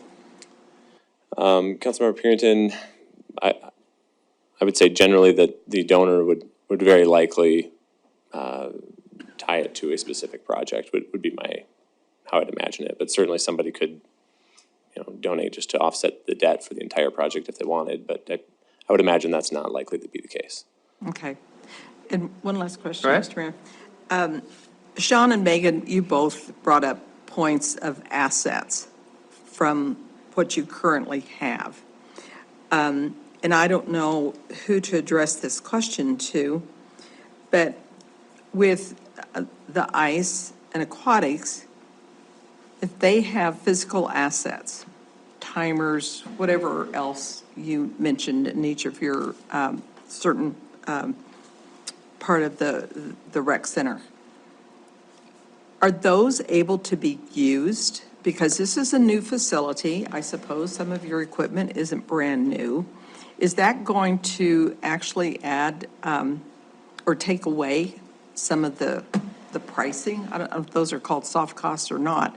But anyway, will that actually help? I don't know who can answer that question. No one's standing up. Mike, maybe you can, and Mayor, Council, Councilmember Parrington.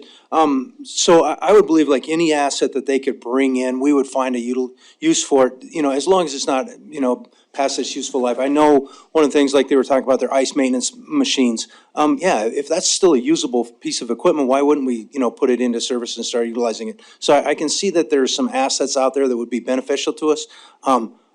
Not knowing what they have or knowing the requirements of the facility, since it hasn't actually even been designed, it's really tough to say how they would all tie together. But I would say any asset that they could bring would be one that we would look at to utilize, yes. Thank you. okay. Thank you I'm sorry? He said Oh, yeah. Go ahead, Sean. I'll speak to the aquatics piece that I talked about. As far as our assets, the timing equipment and the console is all transportable. You move it to wherever you need to, you drop it in, you take it out at the end of the meet, you store it away. So it's perfectly, and it kind of works. We work with Colorado Systems. One we have in actually MSUB is Omega. It's a different brand. We were trying to get them to go with Colorado because then it would be redundancy. But as far as Colorado, we would package that, and if you need to get extra, you essentially have plenty of what you need. And it's everything, just like I said, we could take it across the country and drop it in a pool there and do it there. We could take it anywhere we need. So same with the scoreboard readout. We have 6, so essentially, if you build an 8-lane 50-meter, you just add on 2 more readouts and you're good to go. Perfect. Thank you. Yep. And it looks like Sean would like to comment on that on the hockey side. Ice side. Apologize. The ice side. I'll just add to that. Sean Seathouse, 104 North Broadway. In talking with Sean, he also, privately, his system is expandable too. So it can be scaled to a bigger facility. And from the ice perspective, we also have a building. It's on county land, but we have a building and the Zamboni, new scoreboard. There's lots of little pieces that are definitely on the table to be used in the new facility, or if not, liquidated for the dollars to be used in the new facility. Okay. And I guess I'd almost make more of a comment than a question here myself, which is that any pieces of equipment like that are unique to a particular user's needs are going to be the last thing the city's going to pay for. And that because they would be motivated to raise those dollars, that We would put up the walls and the basics and make sure the lights are on, but those sorts of specialty items would be prime for fundraising by those individual groups, is the way I would see it. But okay, we do have a motion. Additional comments before we proceed to a vote on the motion. Councilmember Owen. Thank you, Mayor. I think I want to echo what Kendra said and just extend huge gratitude to Tom for his leadership on this project. I don't think anybody's worked harder on anything in my memory for this community than you have on this project.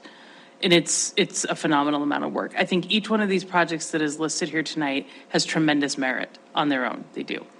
But I have concerns. And I know you and I are overdue for some conversations. You've been incredibly patient with my extensive conversations, but we need to talk more, and I'm concerned. And so I will lay out my concern and just ask you, I think, I've heard from staff, but I want to hear from you as someone who is invested in this. I want to hear your answer if you don't mind. I think when I look at this list that my ward, what I represent, is the only ward who stands to lose, because Centennial Ice Arena will close. And I think there's no argument to be made that it should. It's an old facility, it's an aging facility, 2 sheets of ice, I advocated for that, but it will close. And I don't have confidence that Castle Rock Park will be prioritized, based on what I've seen. I think that the rec center will consume this work for the foreseeable future. The South Park pool is long overdue and should be prioritized, and I'm not confident that it will. So, in an era where we're asking voters to consider a belief that everybody will benefit, my concern is the reality is that the rec center takes priority over everything, and that it consumes the entire community's ability to execute on any other projects. And I'd just like to know your thoughts. How can we prevent that from happening? Well, so first, I gotta say, I'm terribly surprised. I had no idea all this was coming up, so that was, all right, I'm just, bear with me while I kind of, get my bearings here. First of all, you're losing Centennial no matter what. That's not a product of this project. So the question is, how do we replace that community amenity that's well needed and actually replace it in a way that meets the needs in the community instead of just, a bare bones kind of Band-Aid situation, which we've been in for years. What I'd say is, yes, and I think Chris was talking about this, we will have to have a city hall type contract manager doing the rec center.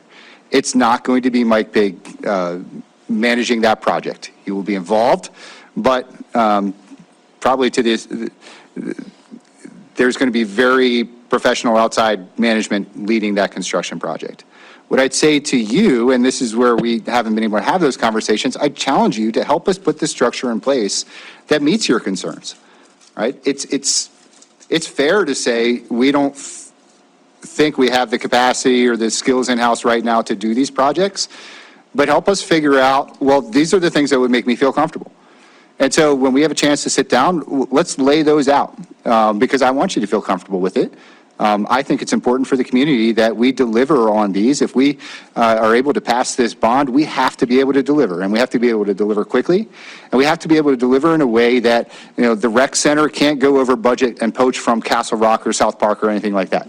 That is a key element that we've already started having conversations on.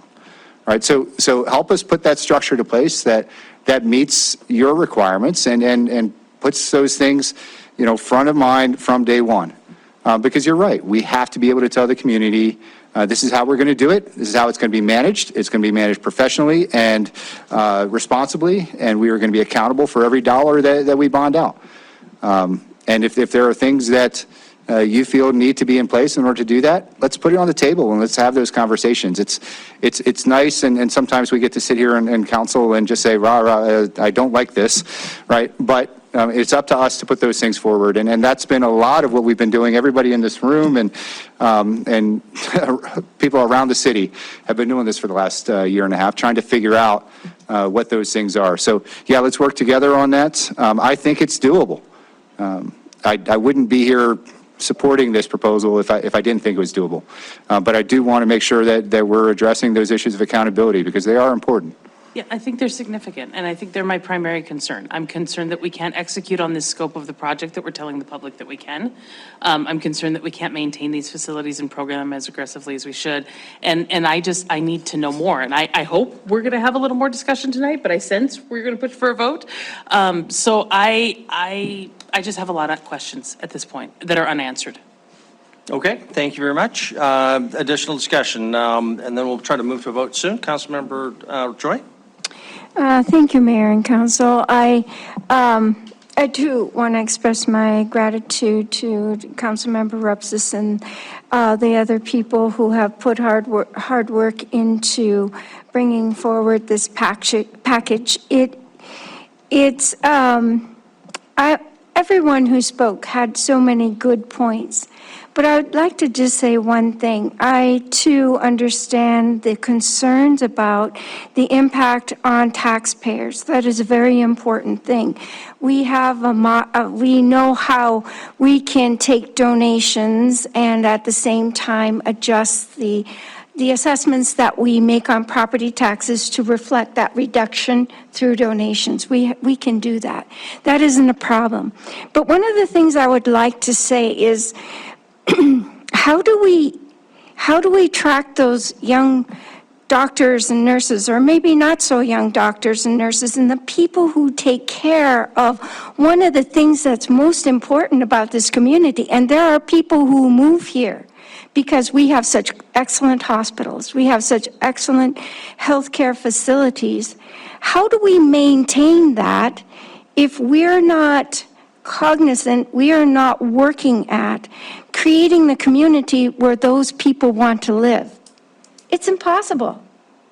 And all of us, whether we're on a fixed income, we have no income at all, or we have the biggest house in the city, rely on that health care equally. So I don't see how we cannot build the city that's necessary to bring those people in and at the same time maintain the benefit of it. That's impossible. We have to invest in order to get the benefits. This investment in our city is so that we continue to reap the benefits of having great health care, of having good financial services, of having two universities, having a new university coming out on the West End. We don't get all those benefits without making those investments. So whether your income is zero or it's $1 billion, you have to be a part of the investment for us to reap those benefits. So that's where I'm going to come on this. I support this, of course. Thank you. Okay, Councilmember Tricky? Thank you, Mr. Mayor, Council. My biggest concern about Billings is that we have been saying no to investing in the future for generations, not just decades, generations. Those three top things, alphabetically, admittedly, are all things that could have been, should have been built out a long time ago. This should not be our first indoor recreation center here in Billings. If we had leadership in this city who was willing to at least allow the people of Billings to have a voice in what this is all about, we would be much further along the way. Unfortunately, in the past, we have had councils that have said, no, no, no, we're not going to bond, we're not going to do this, we're not going to do that. We need to have the leadership to say, hey, this is as good as we can come up with right now. We want your support. We want you to come in and vote on this bond, at least have the opportunity to vote on the bond, but certainly to support it and make it happen. Thank you. Thank you. Okay, Council, it's... Mayor, I've got Councilmember Tidswell online. Okay. And he's got his hand raised. I tried to promote him to panelist, but we'll see if he'll pop up here. Councilor Tidswell, if you can hear us, we're ready to hear you if you had something for us. Actually, I was just prepping for the vote there, Mayor. Thank you. Okay, thank you very much. Council, it's almost 9 o'clock. I think we should move to a vote. Are we ready? Okay, so the motion is clear, I hope, to everybody. If in favor of the motion, please say aye. Aye. If opposed, say nay. Nay. Voting opposition was Councilmember Purington. Was there anybody else?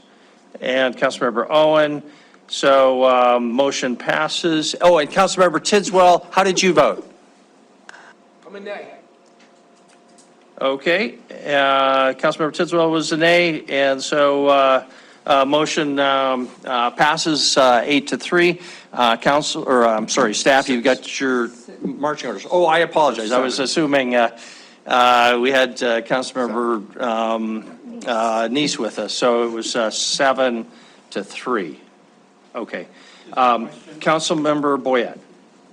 So this vote just brings this back on July 10th. Exactly. So nothing's been approved, nothing's been, Completely correct. okay. Thank you for clarifying that point. Then if we do approve it in July, it comes in November for the public to vote on it. That's right. Thank you for making that clarification, all of which is correct. Okay, and I think that wraps up number 3, brings us to number 4, just upcoming agenda items. Chris, anything for us on item number 4? Yes, so a week from tonight, at your regular meeting, there are a few components that are tied to the budget that you adopted a week ago. Road maintenance, fees, street maintenance, storm sewer, just generally performing things that go along with the budget. You'll have a public hearing on solid waste and landfill disposal fees. And a public hearing, first reading on a zone change on East Lane and Elysian Road. And then lastly is the municipal primary election question. So today was the deadline for registration. Our city attorney has been in communication with the county elections office. So we knew either way whether enough people filed. Rumor has it one ward had 6 people file in total. So we'll get that clarified for you. It's on the agenda for you to take action if need be, or if the statute has been triggered to force the primary, we'll detail that information. Thank you. Okay, thank you. If there aren't any questions for Chris, we'll open for public comment on item number 4. Is there any public comment on item number 4? No one's coming forward, so we'll close the public comment period. Items, general council discussion. Seeing none, public comment on non-agenda items. Is there anything else that somebody would like to comment on that was not on our agenda this evening? No, we'll close our public comment period there. And council, thank you very much. We're adjourning, and it's before 9 o'clock. We're adjourned. No.